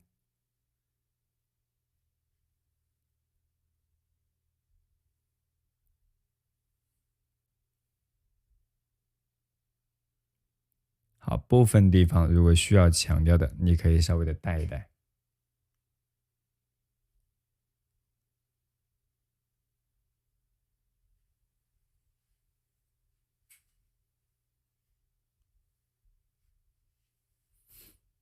然后再从这个上方，过完年咱就不一定赠送了啊。现在咱们为了方便大家能够系统的跟上我们的课程，是吧？现在一个是更新的还不多，再一个呢就是我们说很多小伙伴都是熟悉的面孔。好，不管你有没有基础或者基础是否扎实，你都可以一起来试一试，感受一下。好，远山的底部，对吧？也是为了区分开前后的关系，稍微的给它擦了一下。对，用的狼毫小号，小柱狼毫，小柱狼毫。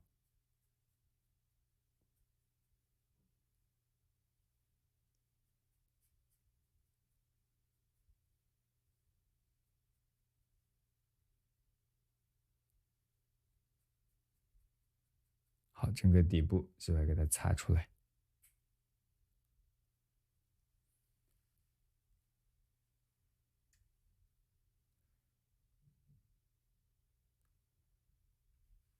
好，一会儿对关于看课的具体的方式，一会儿课后我们可以给大家再给大家示范一遍如何去看课，好吧？好，咱们现在画的这个云雾升腾的一个景象是不是就出来了？好，当然现在可能看起来还比较薄，因为我们没有染色，对吧？还没有染色。来，我们稍微的把这个它的山径的小道给它点出来，还有山顶上方有一些稀松的一些杂树，我们呢一一的给它丰富起来，完整起来。这块大体的画面的效果是不是就已经出现了？画山水就是这样，需要你有点耐心，看到最后啊，它可能才会看到我们比较完整的一个视觉效果出来。前期呢，我们都需要一些自己下一些不一定那么很直观的得到视觉的反馈，甚至于是吧直观的一个效果。那么你画到一定的程度之后，它自然而然就会出来了。好，这张就是我们现在大概塑造的一个效果。然后我们还需要给它适当的加重，是不是远山？因为上面有一些，一个是苔点，一个是一些松树，是吧？一些松树。好，喝个水，等一等大家。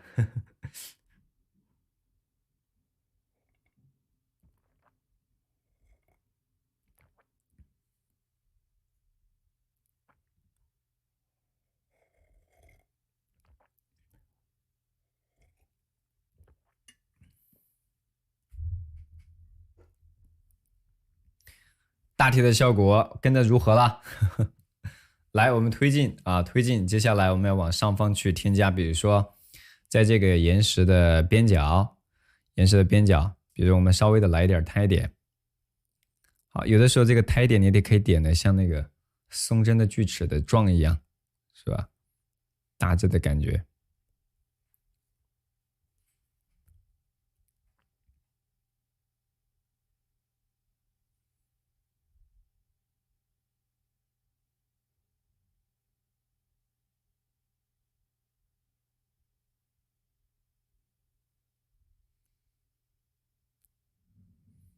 好，稍微点上一些胎点。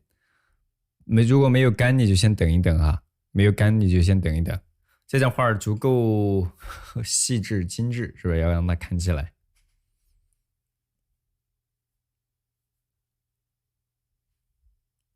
在山顶，我们可以用小红毛来画，这样的话可能会线条会表达的更加的细致一点。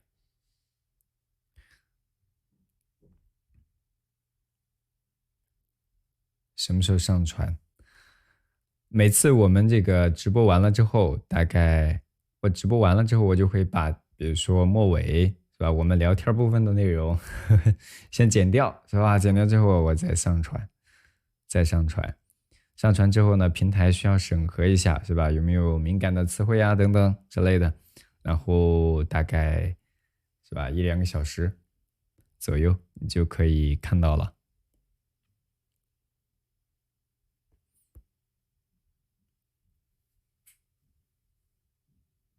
潘老师忘了录屏，录上的，录上的。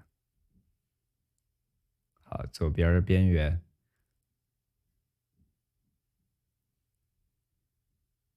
可以相对的跳跃一些哈，相对的跳跃一些，就是对比可以相对的强一点，在画这个山顶上方这种树木的时候，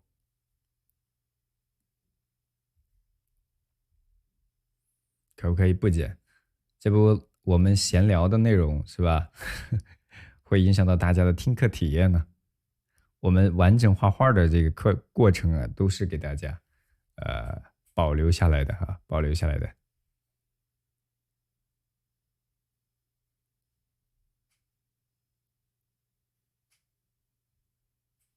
有的时候视频确实太大，就必须得把这个末尾部分呢，有些比如说我们聊天的剪掉，这样方便大家去。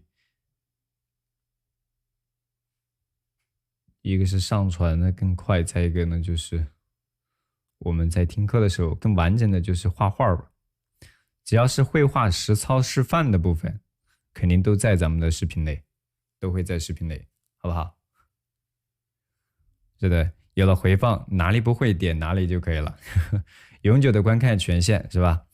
好，当然在年前我们说过啊，在年前咱们还赠送，现在可以加入。今天下午我们还会进一步的去更新咱们的这个术法的部分的基础技法课程。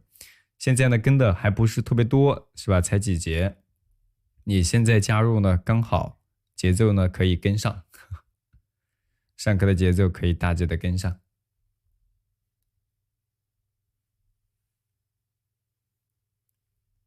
好，山顶。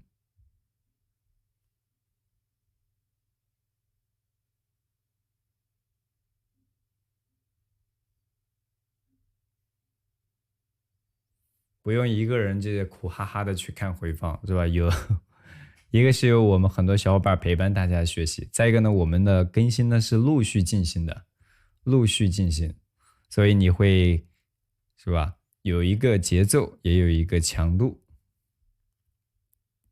好，山顶部分是吧？适当加上一点胎点，是不是这张画它就丰富起来了？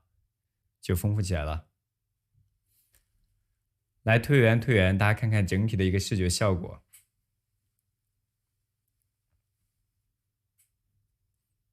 啊，如果有需要截图的小伙伴，可以截一下，是吧？可以截一下，截好了敲666啊，截好了敲666。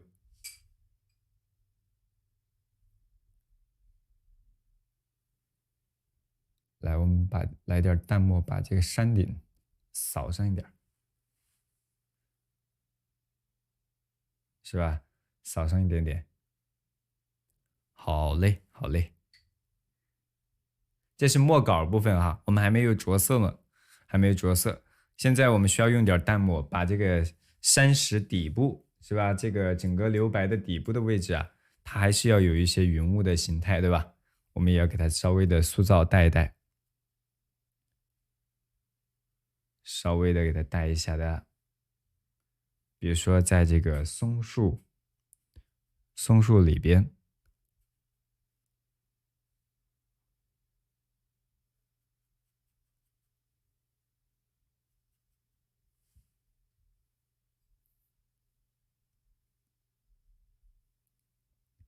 新的一年了，老师不露脸吗？怕吓着大家呀。来，咱们这么严肃的授课，是吧？有机会闲聊的时候呢，咱们可以露个脸儿，和大家交流交流。上课的是吧？万一把人给吓跑了，怎么办？好，然后在咱们的树的底部。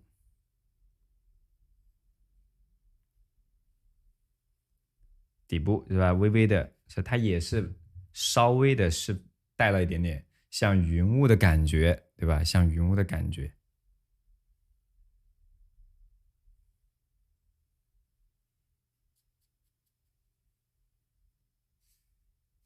稍微的给它擦一下。记住，这个云雾不要画的太重哦，最好我们用大一点的笔哈，用大一点的笔就可以把它擦的。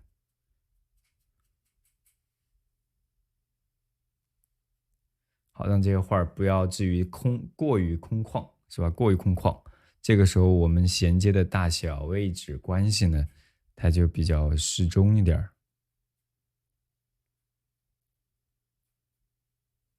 适中一点。好，是吧？岩石和云雾的对比，它也相对协调起来了，是吧？云雾的姿态你要找到边缘松动，是吧？比较灵活，然后我们一染，它的画面的大体效果就出来了。画山水一般我们说的绘画的步骤是哪5步是吧？勾、皴、擦、点、染。有的时候我们画山石一般是严谨的勾完了皴，是吧？像云雾呢，很多时候我们直接是兼皴带擦的去塑造就够了。对吧？那么我们一般主要刻画的内容就是岩石、树木、房屋，还有呢像云水、瀑布，是吧？亭台楼阁，是吧？点景的人物，是吧？还有一些小的动物啊，包括我们的比如说小桥流水和船只等等，这就是我们主要表现的内容。那么在山水画的绘制的过程当中，我们需要给大家系统的去再讲解一遍，比如说岩石的勾法，皴呢有比如说斧劈啊、折带、荷叶啊等等。像今天画的这种山石，它根据不同的这种地理环境或者说绘画的表达的需要，我们使用的皴法它就会不相同。那我们还是需要掌握一些基础的笔墨表达的形式，对吧？也就是我们所谓的一些皴法。你掌握了之后，你才能更好的去熟练的去表达。好，都截完图了，对吧？那接下来我们拿出赭石啊、花青，还有咱们的这个石绿啊，这几种颜色，我们开始来这个染咱们的这个岩石了，可以把我们的碟子呢，其他的这个墨碟放到一边，我们开始来塑造，来染了啊，来染了。好，我们用这个石绿，如果你是用的玛丽的12色，玛丽的12色就是3绿的那个颜色哈。玛丽的12色就是3绿的颜色。好，花青我们也要需要用到一些，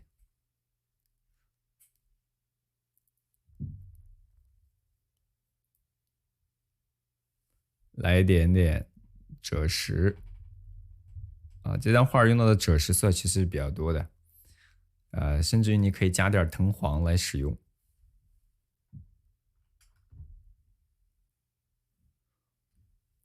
好，用干净的毛笔啊，干净的毛笔，换一支干净的毛笔哈，用的是白云笔啊，白云笔。如果有需要的小伙伴，也可以在小黄车里边去挑选。好，用白云笔，我们屏幕下方的小黄车里面都有一个套装的毛笔，用大号的白云笔是吧？它会更便捷一些，可以稍微的加一丢丢墨，加一丢丢墨。我们把这个岩石的，我们把岩石的这个底部，是不是由下，好，由下向上，好，大致呢给它皴擦出来，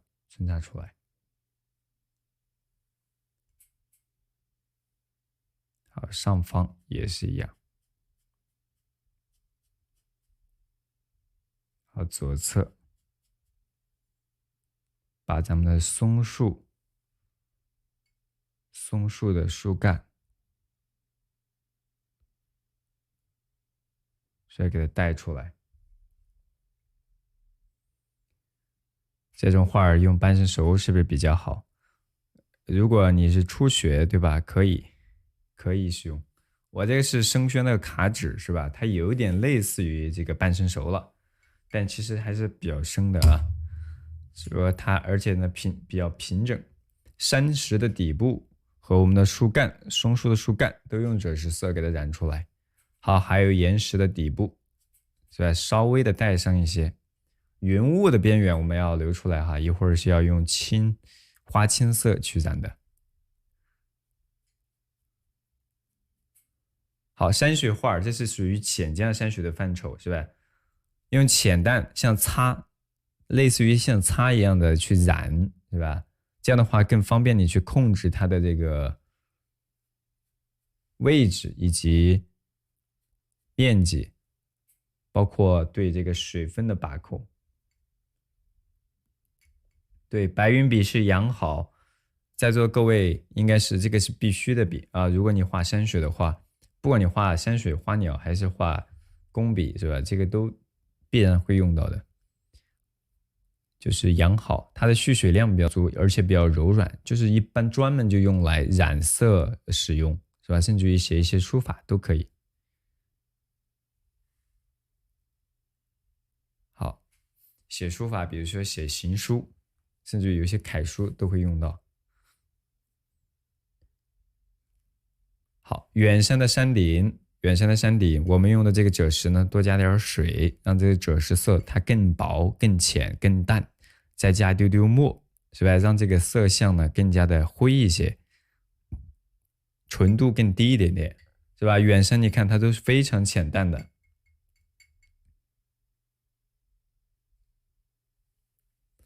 画我们的中国画是吧？常用的工具材料，也就是我们所说的文房四宝，对不对？文房四宝，你得这基本的工具材料大家得配齐全了。好，来我们把这个山顶是吧，从上往下，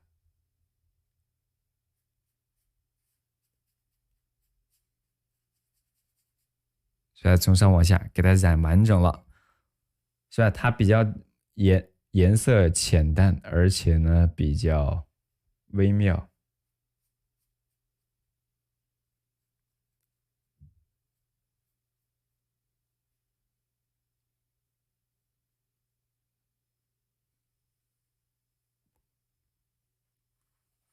好，这个远山都基本是用这个颜色去染的。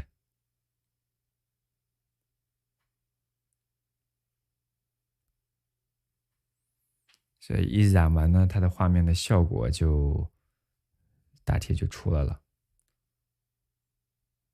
好，这块墨色比较重的岩石是吧？墨色比较重那块岩石，咱们要留出来，要用点花青或者石绿的颜色给它加一加，就习惯保持好了之后，你画完一张画是吧？碟子啊，笔洗里的水啊，它的一般来讲都是干干净净的。画一般的这种绘画啊，当你这个大面积以染为主的，它就很容易把这个水弄脏。好，从上往下。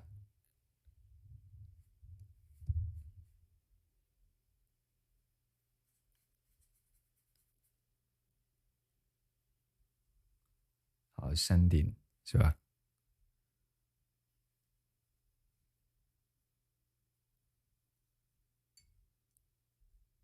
露脸还要吹头，对，多了一道工序是吧？咱今天比如说来上个课，反正看不到脸，是吧？不洗头，甚至于是不是这个蓬头垢面的，咱们都可以给大家画画，就没那么多顾虑了。在座的各位呢，审美这个要求也很苛刻，咱们就低调的画一画就好啊。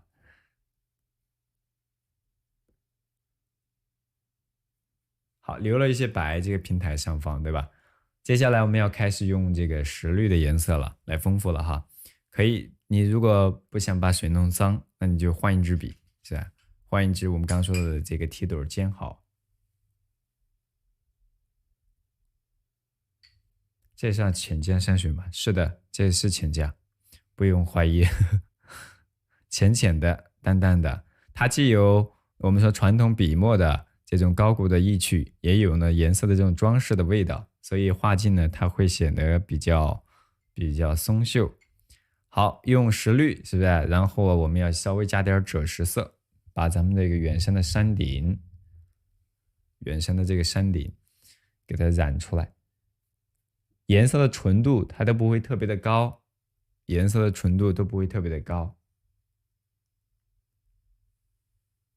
把画画小点好吗？什么？把画画小点好吗？就是觉得这个尺寸还大了是吗？这个尺寸应该是刚好合适的了，再小我们就只能画册页了，对吧？是你指的是这个意思吗？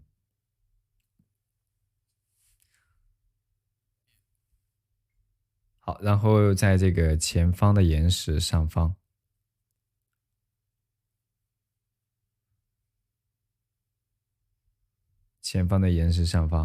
用点石绿的颜色，是不是？稍微纯度高一点点，啊就行。颜色我们可以多来几遍，然后有一个什么浓淡的层次。现在我们只是染了一遍，呢，它只有个大概的一个视觉的效果。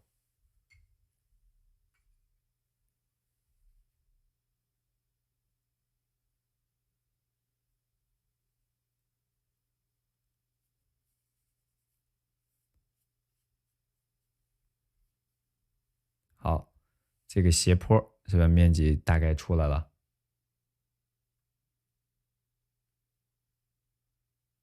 只有3绿可以吗？可以呀。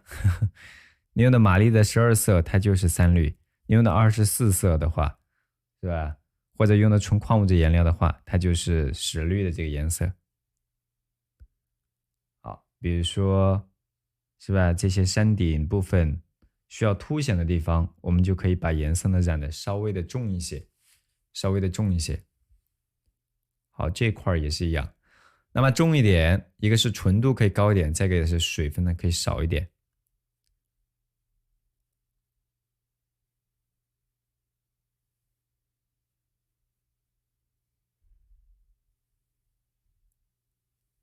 好，山顶部分，你看这块为了区分一点而已，那这个颜色丰富一些。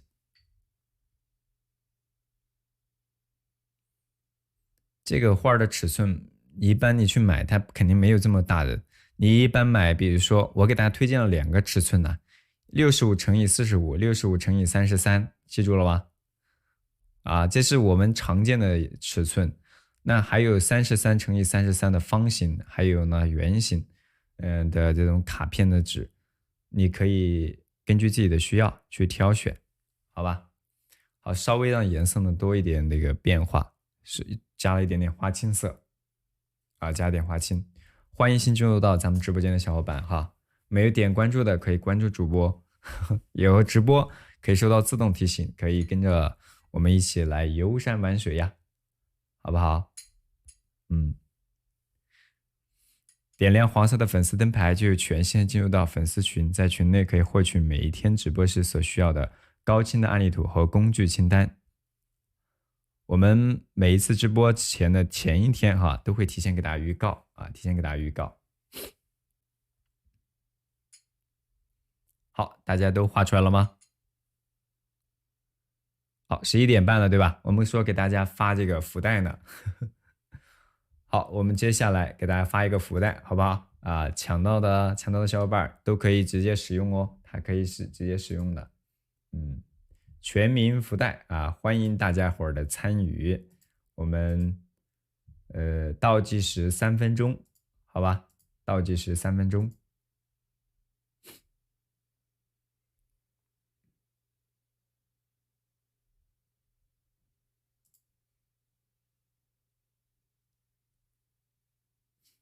马上就好 ，OK 了。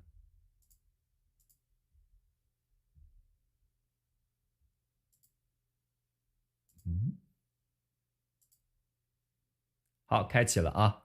倒计时3分钟，点一下那个红色的带带就可以了，点一下这个红色的带带就可以了。好嘞，接下来我们呢再来用一点点花青，比如说把一些岩石暗部是吧，赭石染过的地方，用花青呢我们稍微的给它照一照，或者说就像顶部的岩石的地方给它染一染，让这个画啊或者树枝的位置，让这个画有一些冷暖的节奏，是吧？冷暖的节奏在里边。好的，然后来一丢丢淡墨，把我们的这个云雾的感觉给它带出来，云雾的感觉给它带出来。好，点一遍那个红色的带带就可以了，屏幕上方的啊，不用自己去敲弹幕。福袋干啥用的？就给大家发到抖币啊，你可以直接使用。有很多小伙伴说，老师我不会这个进群是吧？进群不是要这个一个灯牌吗？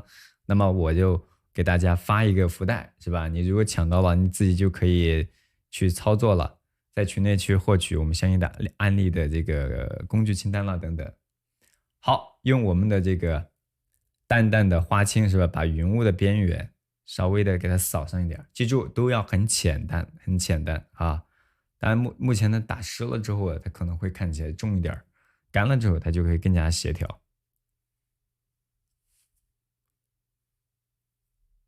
是吧？干了之后就会更加的协调。好，那么这张画的效果是不是大致就出现了？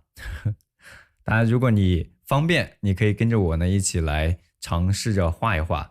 那如果你跟直播觉得画起来有一定的困难，或者觉得工具材料等等不太方便的小伙伴，或者在上班的小伙伴，好，那你可以局部的练一练，或者摸摸鱼看一看。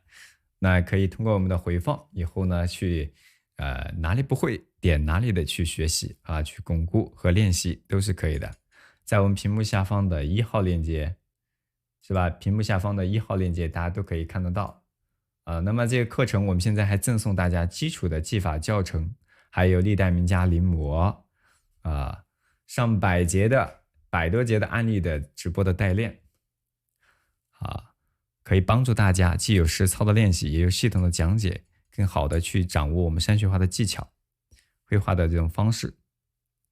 还有30秒就开讲了，看看谁是咱们今天的幸运的观众啊！幸运的观众。平均下来每一节课，对吧？那就是1块多钱了，是吧？1-2块钱了。你在线下学，是吧？线下学你可能一节课都不止咱们现在的费用，对不对？你很多比如说在1线城市的小伙伴，那更熟悉了，是不是？永久的观看权限，不受时间、不受地点的影响，哪里不会点哪里。年前咱们还赠送年后我们就不赠送了。年后咱就不赠送这个基础的技法教程和历代名家临摹了，因为这个课都已经赠送了几十节，是吧？几十节。好嘞，中了吧？好，没关系，多多参与，是不是？你点一下，这就可以了。好，你如果点到了福袋，是吧？你就有你自己再去申请进群呢，就会更加的便捷了。大家伙画完了没有？大体的效果你们画出来了吗？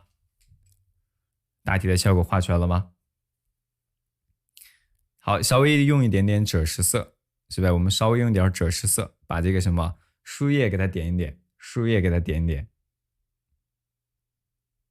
好，你要是中了的话，屏幕上方应该有弹窗，有弹窗。我们平常要不是因为嗓子的原因，是吧？我们中了福袋，你截图发到群内，我还给你点一下作业。最近因为是吧感冒，我们就没法这么说。好，用咱们的这个点，但是在我们的学浪学习群内，是吧？就是我们的购课之后的小伙伴，我们可以在学习群内给大家语音的方式呢，给大家点一点作业啊，语音的方式点。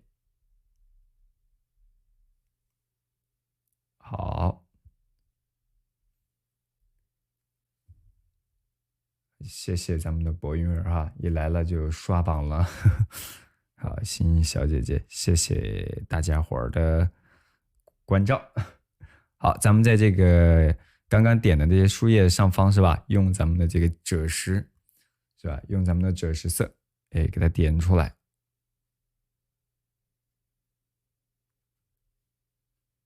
喜欢这样的画面吗？好，如果喜欢这样的画作的小伙伴，来敲个喜欢，好不好？我们看看大家的这个喜欢的内容，以后我们可以带大家根据大家的喜欢的内容呢，来调整一些案例，好不好？希望下次福袋砸中你，非常喜欢。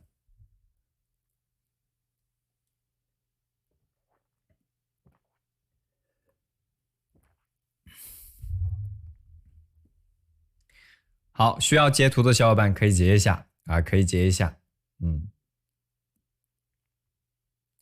截好了敲666，赶紧上传是吧？着急要回放了是吧？好嘞，好嘞，回放就在屏幕的下方啊，屏幕的下方，我们是120多节完整案例的直播哈，至少我们说的是至少120节完整案例的直播，因为有的课程呢我们画的比较久，因为画的比如说画个3-5节课，比如画3次直播是吧？几次直播等等，但是呢我们只把它当成1节课，因为内容只是一个案例，对不对？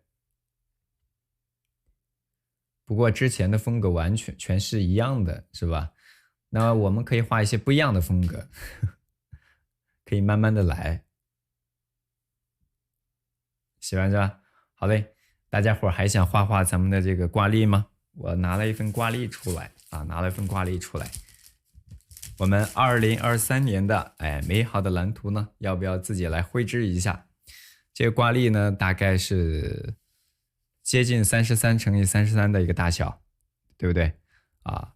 左右都是33×33，如果有需要的，也可以自己去小黄车里边去选购。过年呢，可以赠送给你画好了的话啊，可以赠送给自己的亲朋好友。我给大家加一个案例图，我们再加一个，再画一个吧，这个今天时间，来，我们画个这个，好，画一个江南的繁花美景，这个我们就画简括一些内容，画简括一点点。